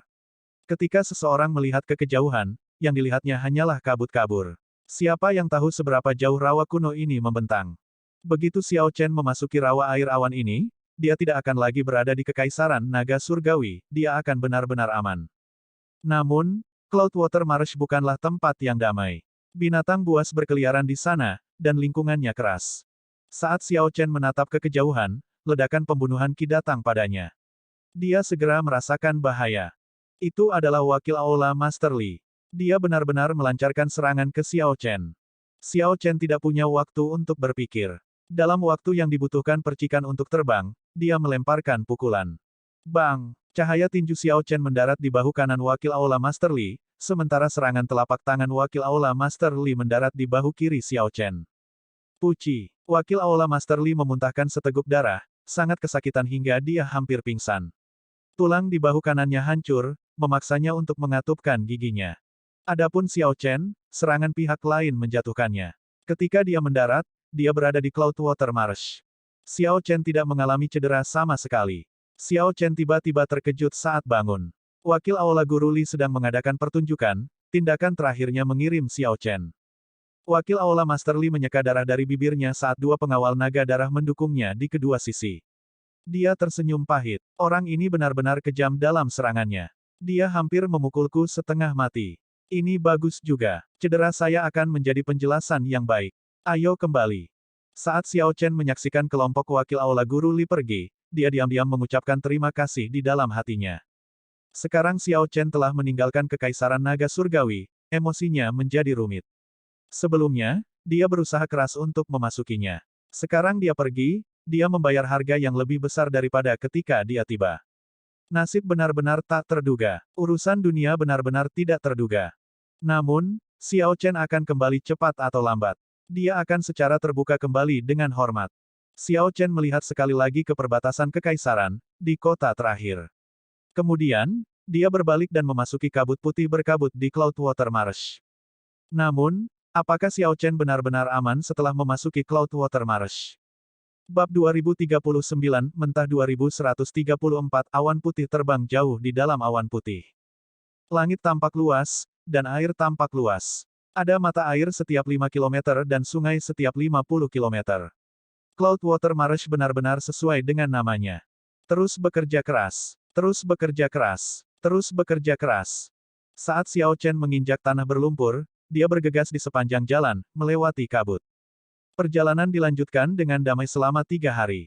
Selain beberapa binatang buas yang membabi buta, tidak ada keributan. Akibatnya, Xiao Chen santai. Dia tahu dia relatif aman. Namun, dia tidak lengah. Istana Naga Emas sudah berusaha keras, mereka tidak akan melepaskannya begitu saja. Dia harus menyeberangi Cloudwater Marsh setidaknya. Xiao Chen membiasakan dirinya dengan tubuh surgawi yang diperolehnya saat dia bepergian. Dia juga tidak ketinggalan dalam kultivasinya. 7 hari kemudian, dia secara kasar akrab dengan tubuh surgawi yang diperolehnya. Xiao Chen agak lelah dengan Cloudwater Marsh, tapi dia bisa segera pergi. Semuanya berjalan lancar. Tweet juga. Suara apa itu? Sebuah seruling. Sama seperti penjaga Xiao Chen telah turun ke titik terendah, sesuatu yang aneh terjadi. Suara seruling yang ditarik terdengar di kabut yang luas. Xiao Chen melihat sekeliling dan tidak melihat apa-apa. Namun, suara seruling terus berlanjut tanpa henti. Dia berteriak, teman mana yang meniup seruling? Mengapa tidak menunjukkan diri Anda dan bertemu? Petik 2. Suara seruling berhenti, dan seseorang berjalan keluar dari kabut di depan perlahan. Orang ini tampak seanggun batu giok, tampan dengan wajah lembut. Dia memegang seruling di tangannya dan melayang di dalam kabut, tampak seperti makhluk surgawi yang tiba di dunia fana. 3 tanda merah, membentuk anggrek yang cerah dan indah, mencolok di dahinya. Awan putih terbang di kedalaman awan putih, mimpi menyajikan musik ke cahaya bulan. Saya Bai Yunfei, di sini untuk membantu Qin Ming. Saya sudah menunggu saudara Xiao untuk waktu yang lama. Petik 2. Catatan TL, Bai Yunfei berarti awan putih terbang. Puisi itu adalah plesetan dari namanya. Bai Yunfei. Xiao Chen pernah mendengar tentang orang ini sebelumnya. Bai Yunfei adalah ahli terkuat dari generasi muda klan kerajaan White Marsh Beast Empire. Statusnya di White Marsh Beast Empire mirip dengan Qin Ming. Bai Yunfei menjadi terkenal di wilayah utara bertahun-tahun yang lalu, dikatakan tak tertandingi di antara generasi muda wilayah utara. Dia sangat kuat. Untuk berpikir bahwa Qin Ming meminta bantuan dari orang ini. Hati Xiao Chen tenggelam. Dia bertanya dengan dingin, sejak kapan orang-orang dari klan kerajaan White Marsh Beast Empire membungkuk untuk menjadi anjing Qin Ming? Bai Yunfei berkata dengan lembut, Saudara Xiao, jangan marah. Saya hanya berutang budi padanya dan perlu membayarnya. Jika Anda memiliki permintaan, saya dapat mencoba memenuhinya sebelum Anda mati. Petik 2. Pikiran Xiao Chen berpacu. Kultivasi orang ini terlalu tinggi. Bakat, kemampuan pemahaman, dan garis keturunannya semuanya sangat baik. Dia adalah seseorang yang bahkan mungkin tidak muncul sekali dalam 10.000 tahun.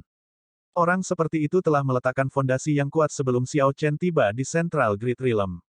Jika Xiao Chen memiliki 1,5 tahun lagi, dia mungkin bisa bertarung melawan orang ini. Namun, dia hampir tidak bisa melakukannya sekarang. Pada saat yang sama, dia berpikir bahwa wakil Aula Master Li dan yang lainnya mungkin telah ditipu. Qin Ming mungkin telah menarik perhatian pengawal naga darah dengan sengaja di Kekaisaran Naga Surgawi. Qin Ming tahu bahwa jika dia bergerak di Kekaisaran, dia akan terhalang. Karena itu, dia membiarkan Xiao Chen pergi agar Bai Yunfei ini bisa datang dan membunuh Xiao Chen tanpa halangan apapun. Ini adalah rencana yang bagus. Namun, Qin Ming ini merasa yakin mengirim Bai Yunfei sendirian untuk membunuh Xiao Chen. Cloudwater Marsh kebetulan adalah tempat di mana para pembudidaya White Marsh Beast Empire dapat mengeluarkan kekuatan mereka sepenuhnya. Potong omong kosong dan bergeraklah. Xiao Chen menunjukkan ekspresi dingin, mengabaikan kemunafikan Bai Yunfei. Hatiku sejernih bulan yang cerah. Sayangnya, kakak Xiao menunjukkan permusuhan seperti itu kepadaku. Saya merasa sangat terluka. Bai Yunfei dengan lembut menggelengkan kepalanya. Sambil memegang seruling di tangan kanannya, dia perlahan menepuk telapak tangan kirinya dengan tangan kanannya. Xiao Chen menyipitkan matanya. Gerakan menepuk pihak lain terasa agak aneh. Oh tidak, Xiao Chen dengan lembut mendorong dengan kakinya. Dalam sekejap, dia melayang ke udara dengan tangan terentang. Ledakan. Seekor ular raksasa tiba-tiba muncul di tempat Xiao Chen berada. Kemudian, ular itu membuka rahangnya tetapi tidak menggigit apapun kecuali udara. Keringat dingin langsung menyelimuti Xiao Chen. Seandainya dia sedikit lebih lambat, dia akan menjadi makanan binatang ini. Dengan sifat berbahaya seperti itu, Bai Yunfei memang sangat berbahaya. Sambil mengobrol dengan senyum tipis, dia sudah mulai mempersiapkan gerakan pembunuhannya secara rahasia. Meski begitu, dia terlihat sangat riang. Teknik gerakan hebat. Bai Yunfei menghela nafas dan menunjuk dengan serulingnya. Pada saat berikutnya, puluhan ribu gambar ular melesat keluar dari permukaan rawa seperti panah, terbang ke Xiao Chen. Gemuruh. Tanah bergetar. Adegan puluhan ribu ular yang melayang ke udara pada saat yang sama tampak mengejutkan. Itu bahkan mengeluarkan aura yang lebih menakutkan daripada Dragon Might. Mari kita lihat bagaimana Anda akan memecahkan ini. Saya mengendalikan semua ular dalam jarak 5.000 km dengan seruling saya. Bai Yunfei berdiri tegak dengan tangan tergenggam di belakang punggungnya. Dia tampak tenang dan percaya diri di tengah kabut. Menurut pendapat Bai Yunfei, Xiao Chen adalah orang mati sejak Xiao Chen melihatnya. Bai Yunfei berpikir bahwa dia hanya perlu menebak apakah perlu 3, 2, atau 1 langkah untuk menyelesaikan Xiao Chen.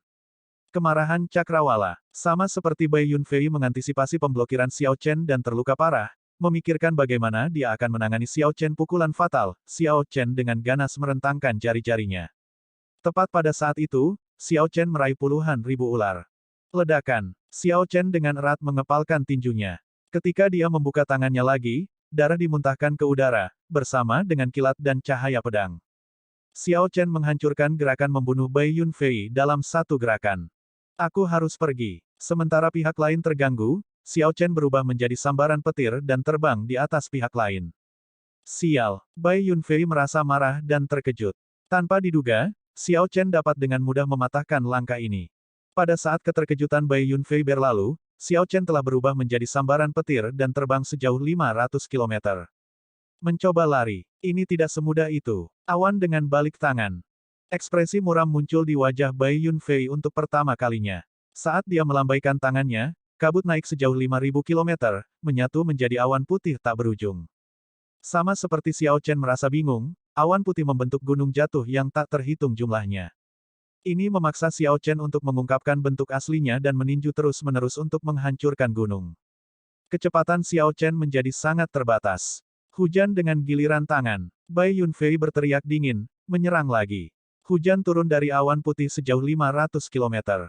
Airnya beracun. Ketika Xiao Chen bersentuhan dengan setetes hujan, dia segera menyadari bahwa air mengabaikan energi esensi sejatinya.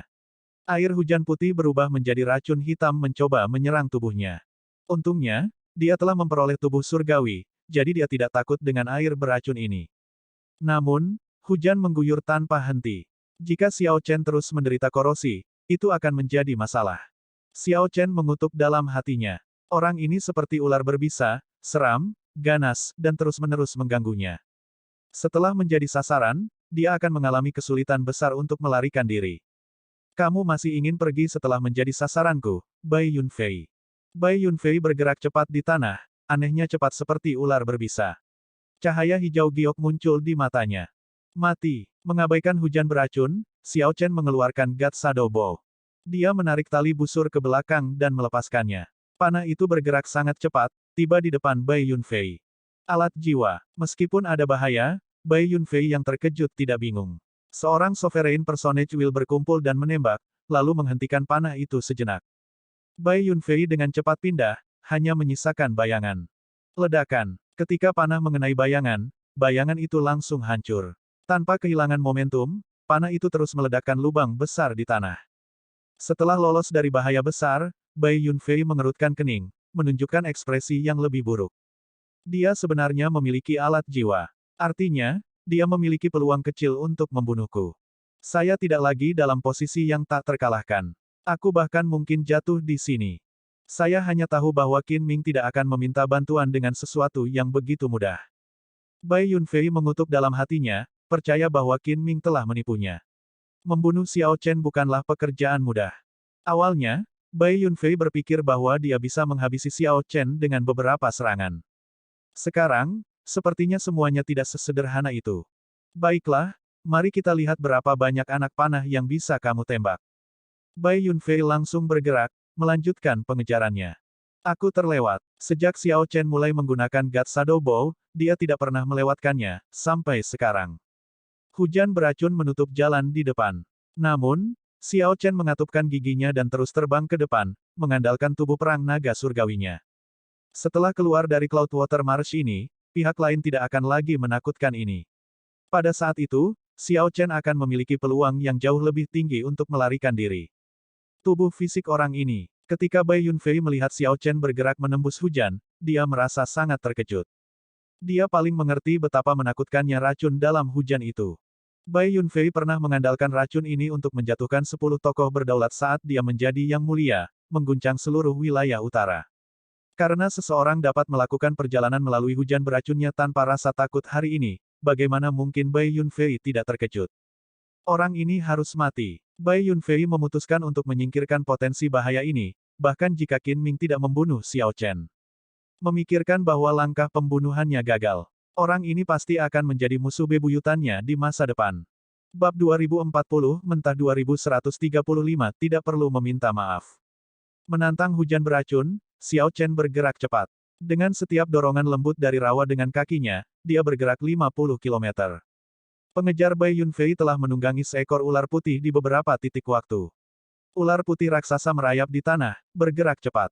Itu tidak perlu khawatir tentang hujan beracun yang memerciknya. Ular putih mengejar Xiao Chen dengan kecepatan tercepatnya tanpa rasa takut. Jika ini terus berlanjut, itu akan segera menyusul. Selanjutnya, Bai Yunfei dapat mempertahankan energi esensi sejati dan kekuatan fisiknya, dengan kuat meraih kemenangan. Sebenarnya, Bai Yunfei bisa bergerak lebih cepat dengan menerbangkan dirinya sendiri. Namun, dia agak takut pada God Shadow Bow di tangan Xiao Chen. Jika Xiao Chen menembakkan panah dan membuat Bai Yunfei lengah, itu akan menjadi masalah. Bai Yunfei merasa lebih percaya diri dalam mengejar ular putih mengejar Xiao Chen sementara dia fokus menghindari panah God Shadow Bow. Namun, pinggiran Cloudwater Marsh muncul, memberi Xiao Chen harapan. Suara mendesing. Xiao Chen tiba-tiba merasa santai saat dunia di depannya berkembang menjadi tanah terpencil yang luas dan tak terbatas. Matahari yang terik menggantung tinggi di langit, mengubah tanah menjadi merah sejauh 500 km. Vegetasi jarang, dan tempat itu tidak memiliki kehidupan. Tempat apa ini? Xiao Chen berpikir sejenak dan mengingat tempat apa ini. Laut yang terpencil. Ini adalah wilayah yang sangat luas dan tak terbatas di Central Great Realm. Bahkan jika wilayah utara dan wilayah timur digabungkan, mereka tidak akan seluas Laut Sunyi. Laut Sunyi terletak di antara wilayah utara, wilayah timur, dan dinasti Suewu. Dikatakan sebagai medan perang utama dari perang besar sebelumnya antara faksi benar dan faksi iblis. Ini awalnya adalah tanah keberuntungan, negeri ajaib. Setelah perang, semuanya berubah menjadi abu, direduksi menjadi kondisinya saat ini. Tidak ada laut kecuali dataran yang luas, tak berujung, dan sunyi. Itu terlalu luas, cukup banyak lautan daratan. Oleh karena itu, tempat ini dikenal sebagai Laut Sunyi. Xiao Chen tidak menyangka akan tiba di tempat ini ketika dia berlari melewati Cloudwater Marsh tanpa mempedulikan arahnya. Namun, itu tidak masalah. Ketika dia membandingkan ingatan Kaisar Naga yang dibasahi darah dengan peta modern, tanah Naga Azure tampaknya terletak di dalam laut yang sunyi. Sepertinya surga ingin Xiao Chen menuju tanah Azure Dragons untuk mengikuti jejak leluhurnya. Menciak, tiupan, suara seruling terdengar sangat mengharukan. Bai Yunfei bergegas mengejar. Mendengar suara seruling, Xiao Chen sedikit mengernyit. Niat membunuh melintas di matanya. Dia tidak bisa terus seperti ini. Bahkan God Shadow Bow tidak bisa menakuti pihak lain. Jika Xiao Chen tidak memberi Bai Yunfei pelajaran, Bai Yunfei tidak akan mengingatnya. Dia mencapai Laut Sunyi. Berdiri di atas kepala ular putih itu, Bai Yunfei melihat sekelilingnya dengan heran. Dia telah mengejar jarak yang begitu jauh, semua tidak sadar, tiba di Laut Desolate. Setelah melihat sekeliling, Bai Yunfei dengan cepat menemukan arah Xiao Chen. Ular sangat sensitif terhadap bau. Karena ular putih sudah mencium bau Xiao Chen, akan sangat sulit bagi Xiao Chen untuk melarikan diri dari pengejaran. Laut yang sunyi, biarlah. Tempat ini benar-benar penuh kebencian. Lingkungan yang gersang dan terik matahari di atas membuat Bai Yunfei, seorang pembudidaya air, tidak nyaman. Ular raksasa di bawahnya merasakan hal yang sama. Aku tidak bisa terus menunggu. Tidak perlu membuang banyak waktu untuk naga berdarah campuran. Lengan baju Bai Yunfei berkibar dengan lembut. Dia memutuskan untuk pergi keluar, tidak menahan lagi. Auranya tiba-tiba melonjak ke tingkat yang menakutkan. Anggrek yang dibentuk oleh 3 tanda di dahinya tampak seperti bisa dipetik kapan saja, tampak sehalus dan menawan seperti darah. Pada saat berikutnya, Bai Yunfei dengan keras mendorong kepala ular putih itu. Dia mengangkat seruling ke bibirnya dan meniupnya dengan energi esensi sejatinya. Saat musik seruling yang menakjubkan terdengar, sosoknya melayang di udara. Lingkungannya berubah terus-menerus, tampak seperti sedang berteleportasi. Bai Yunfei bergerak sangat cepat, lebih dari 3 kali kecepatan ular putih. Bang, bang, bang. Hal yang lebih mengerikan adalah bahwa suara seruling tanpa pandang bulu diisi dengan lingkungan dengan serangan gelombang suara saat menyebar di udara. Gelombang suara meratakan pegunungan dan menghancurkan tanah merah terbuka, mengirimkan lava menyembur keluar dari tanah. Batu-batu melayang di udara, menghadirkan pemandangan apokaliptik. Tidak peduli di mana Xiao Chen bersembunyi, selama Bai Yunfei menyusul, gelombang suara akan segera melukainya. Tidak akan ada tempat untuk bersembunyi. Tiba-tiba, musik seruling berhenti. Bai Yunfei mengerutkan kening berat saat ia menurunkan serulingnya. Dia melihat sekelilingnya dengan sedikit terkejut. Hilang. Itu hilang. Aura yang jelas dari sebelumnya telah menghilang. Itu seperti Xiao Chen telah terhapus dari dunia, tidak ada sama sekali. Di mana dia? Bai Yunfei menghela nafas pelan. Kemudian, dia melihat ke atas dan tiba-tiba menemukan awan iblis menutupi langit sejauh 5.000 km, menghalangi langit dan matahari dan mengubah sekeliling menjadi gelap. Begitu dia melihat ke atas, sepasang mata muncul di awan iblis, menatapnya. Seorang ahli Dao Iblis. Ekspresi Bai Yunfei berkedip saat dia melihat ke kejauhan. Dia melihat sosok berjubah hitam dengan topeng putih seperti porselen di puncak gunung di depan. Topeng indah itu memiliki 2 baris vertikal tulisan aneh. Ketika Bai Yunfei mencoba merasakan kultivasi pihak lain, dia menemukan bahwa dia tidak bisa. Laut Sunyi berbatasan dengan Kekaisaran Suewu. Wilayah yang luas ini mungkin adalah wilayah di mana para pembudidaya Dao Iblis paling aktif di alam besar tengah. Tidak aneh bertemu dengan pembudidaya Dao Iblis di sini. Sama seperti Bai Yunfei merasa bingung, jiwa binatang buas tiba-tiba muncul di depannya. Seekor binatang Qionqi, binatang buas Desolate Eon yang hebat. Bai Yunfei terkejut. Benda ini bahkan lebih menantang daripada panah God Shadow Bow. Meskipun Bai Yunfei sudah mundur secepat yang dia bisa, Qionqi bis itu masih berhasil menggigitnya. Kemudian, jiwa Bai Yunfei berubah menjadi bayangan saat diseret keluar. Setelah Qionqi bis menggigit jiwa Bai Yunfei, liontin giok di lehernya melepaskan cincin cahaya putih, dengan paksa menarik jiwanya kembali ke tubuhnya. Bai Yunfei berteriak kesakitan, menjadi pucat. Saat dia memegang dahinya, dia mundur dengan tergesa-gesa. Alat jiwa lainnya. Pemandangan Qionqi Bisgos Penante di tangan pria berjubah di puncak gunung membuat jantung Bai Yunfei berdebar kencang. Apa yang terjadi hari ini? Pertama, Xiao Chen dengan santai mengeluarkan Soul Tool. Kemudian, saya kebetulan bertemu dengan seorang pembudidaya Dao Iblis dengan alat jiwa. Bukankah alat jiwa seharusnya menjadi harta terlarang sekte? Apakah dunia telah berubah ke titik di mana saya harus membawa alat jiwa ketika saya pergi keluar di masa depan? Anda dapat garis bawah menemukan sisa konten garis bawah ini di platform novelringan.com.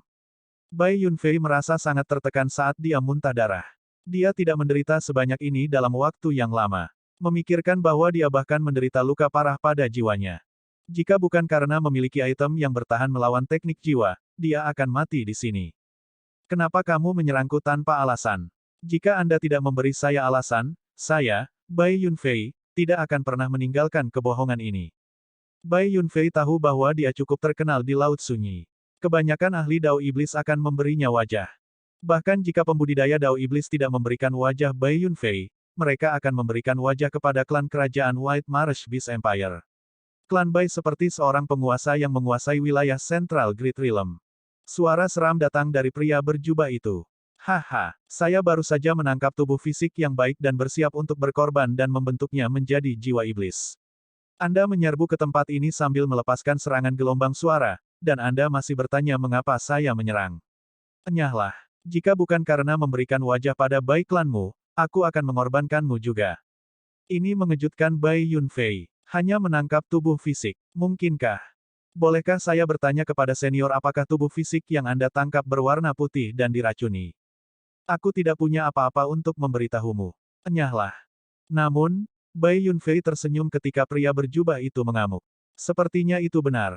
Tidak heran Xiao Chen menghilang diam-diam. Jadi, orang balai pemakan jiwa ini berurusan dengannya dan bahkan akan memurnikan jiwanya. Hehe, itu sangat menyedihkan. Rasa sakit dari jiwa yang dikorbankan tak tertahankan, membuat seseorang mencari kematian. Itu siksaan abadi. Orang ini berhasil mempraktikkan tinju naga tertinggi. Dia awalnya memiliki potensi tak terbatas. Untuk berpikir bahwa dia bertemu dengan tujuan seperti itu. Itu benar-benar membuat seseorang menghela nafas. Bai Yunfei segera merasa bahwa cedera jiwanya bukanlah apa-apa. Dia bahkan merasa agak bersalah. Akhir seperti itu karena dia mengejar Xiao Chen. Namun, jangan salahkan saya.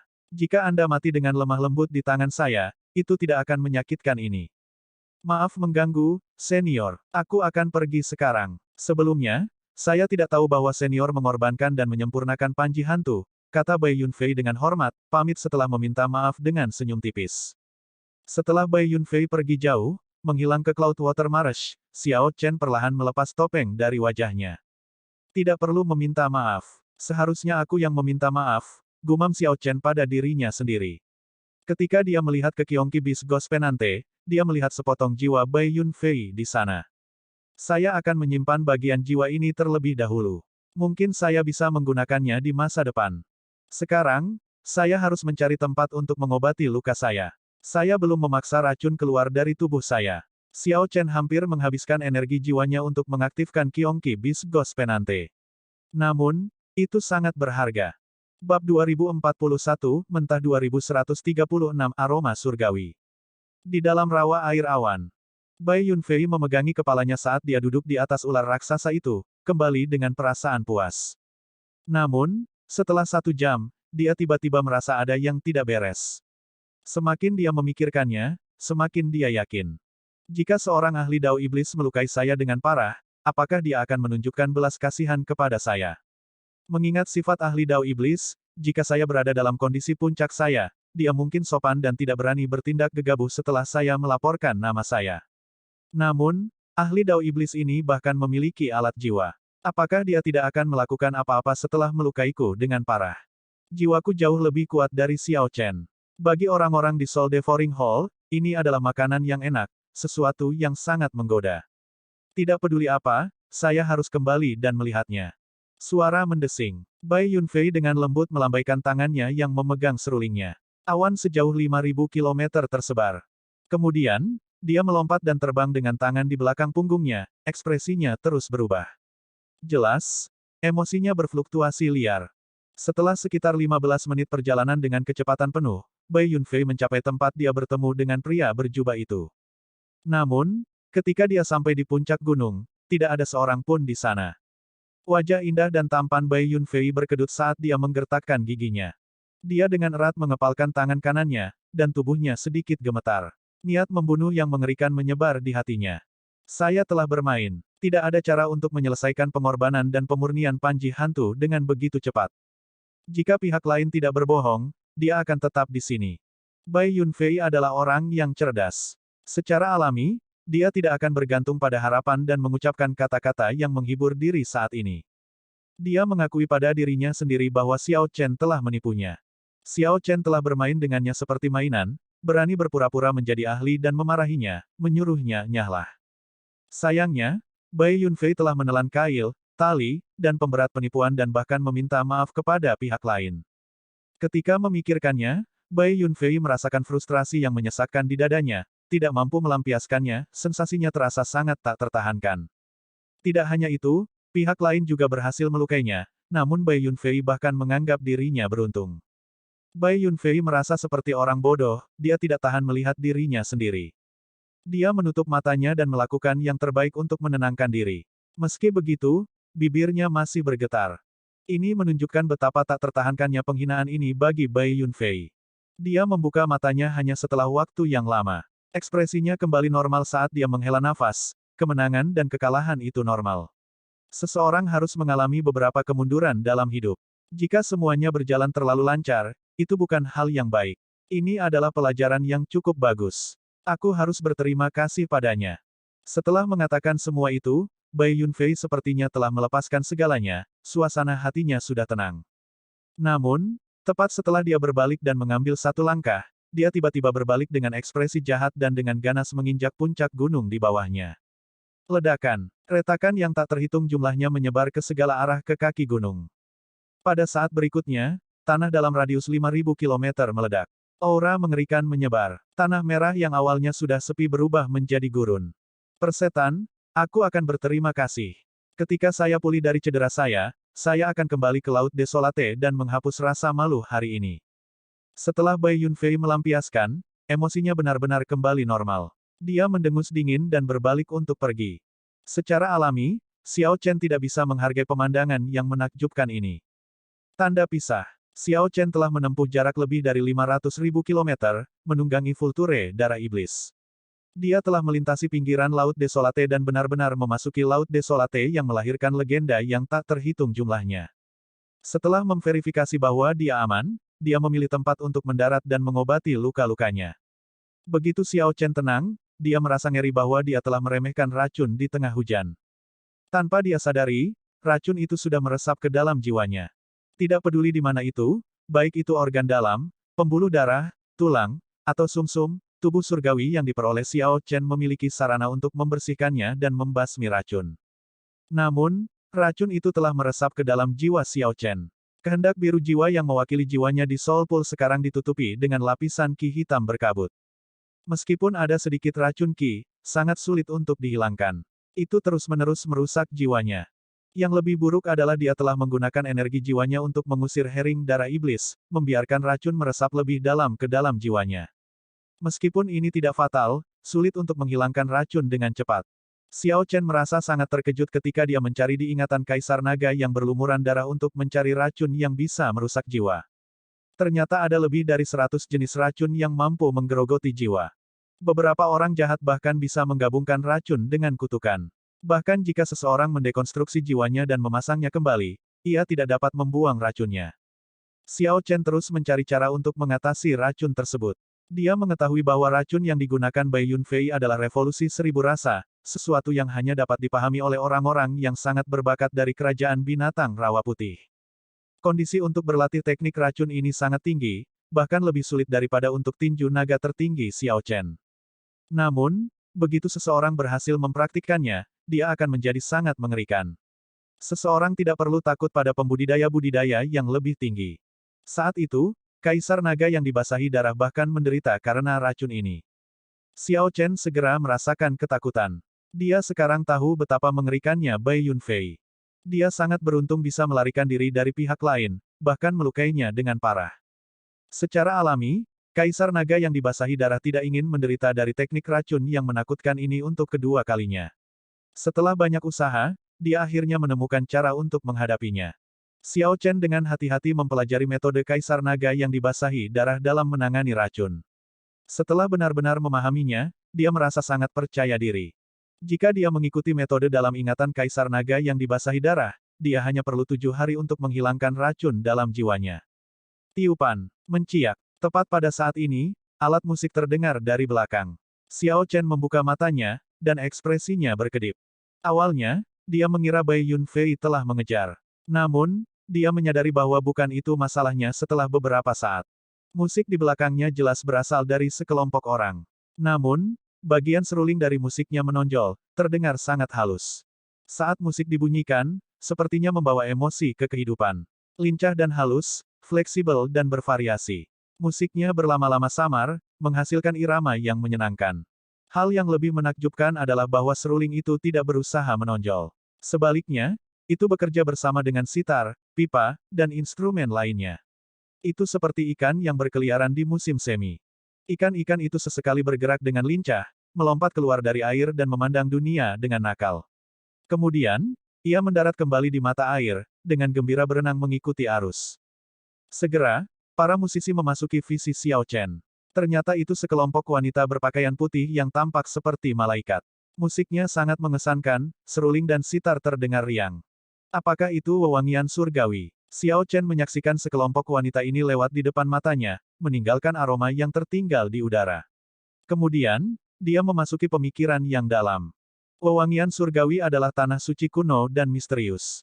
Tanah suci adalah sesuatu yang melampaui sekte peringkat 7. Seperti kebanyakan tanah suci, wewangian surgawi jarang mencampuri urusan duniawi. Tuan-tuan dunia adalah 4 dinasti, 8 kerajaan besar, dan berbagai sekte peringkat 7. Meskipun demikian, tanah suci jauh lebih kuat dan memiliki sejarah yang lebih panjang. Namun, mereka jarang muncul dan berpartisipasi dalam urusan duniawi. Di antara tanah suci, wewangian surgawi adalah yang paling aneh. Ia selalu menjaga netralitasnya. Bahkan selama perang besar antara faksi benar dan faksi iblis, wewangian surgawi tidak terlibat, mereka bebas dan tidak terkekang. Anggota wewangian surgawi semuanya wanita. Semua muridnya cantik dan anggun. Dikatakan bahwa wewangian surgawi ada di Laut Sunyi. Namun, tidak ada yang tahu lokasi persisnya. Saya cukup beruntung bisa melihat sekelompok murid wewangian surgawi, gumam Xiao Chen pada dirinya sendiri sambil tersenyum.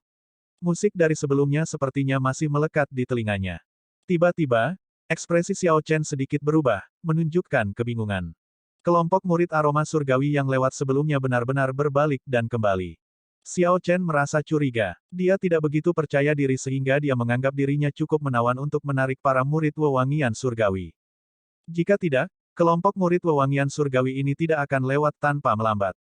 Mereka benar-benar datang. Saat Xiao Chen memikirkan itu, kelompok murid wewangian surgawi yang seperti peri itu benar-benar mendarat di hadapannya dan menurunkan instrumen mereka. Murid yang memegang seruling melangkah maju perlahan. Meski tidak mengenakan kerudung, wajah orang ini tampak buram.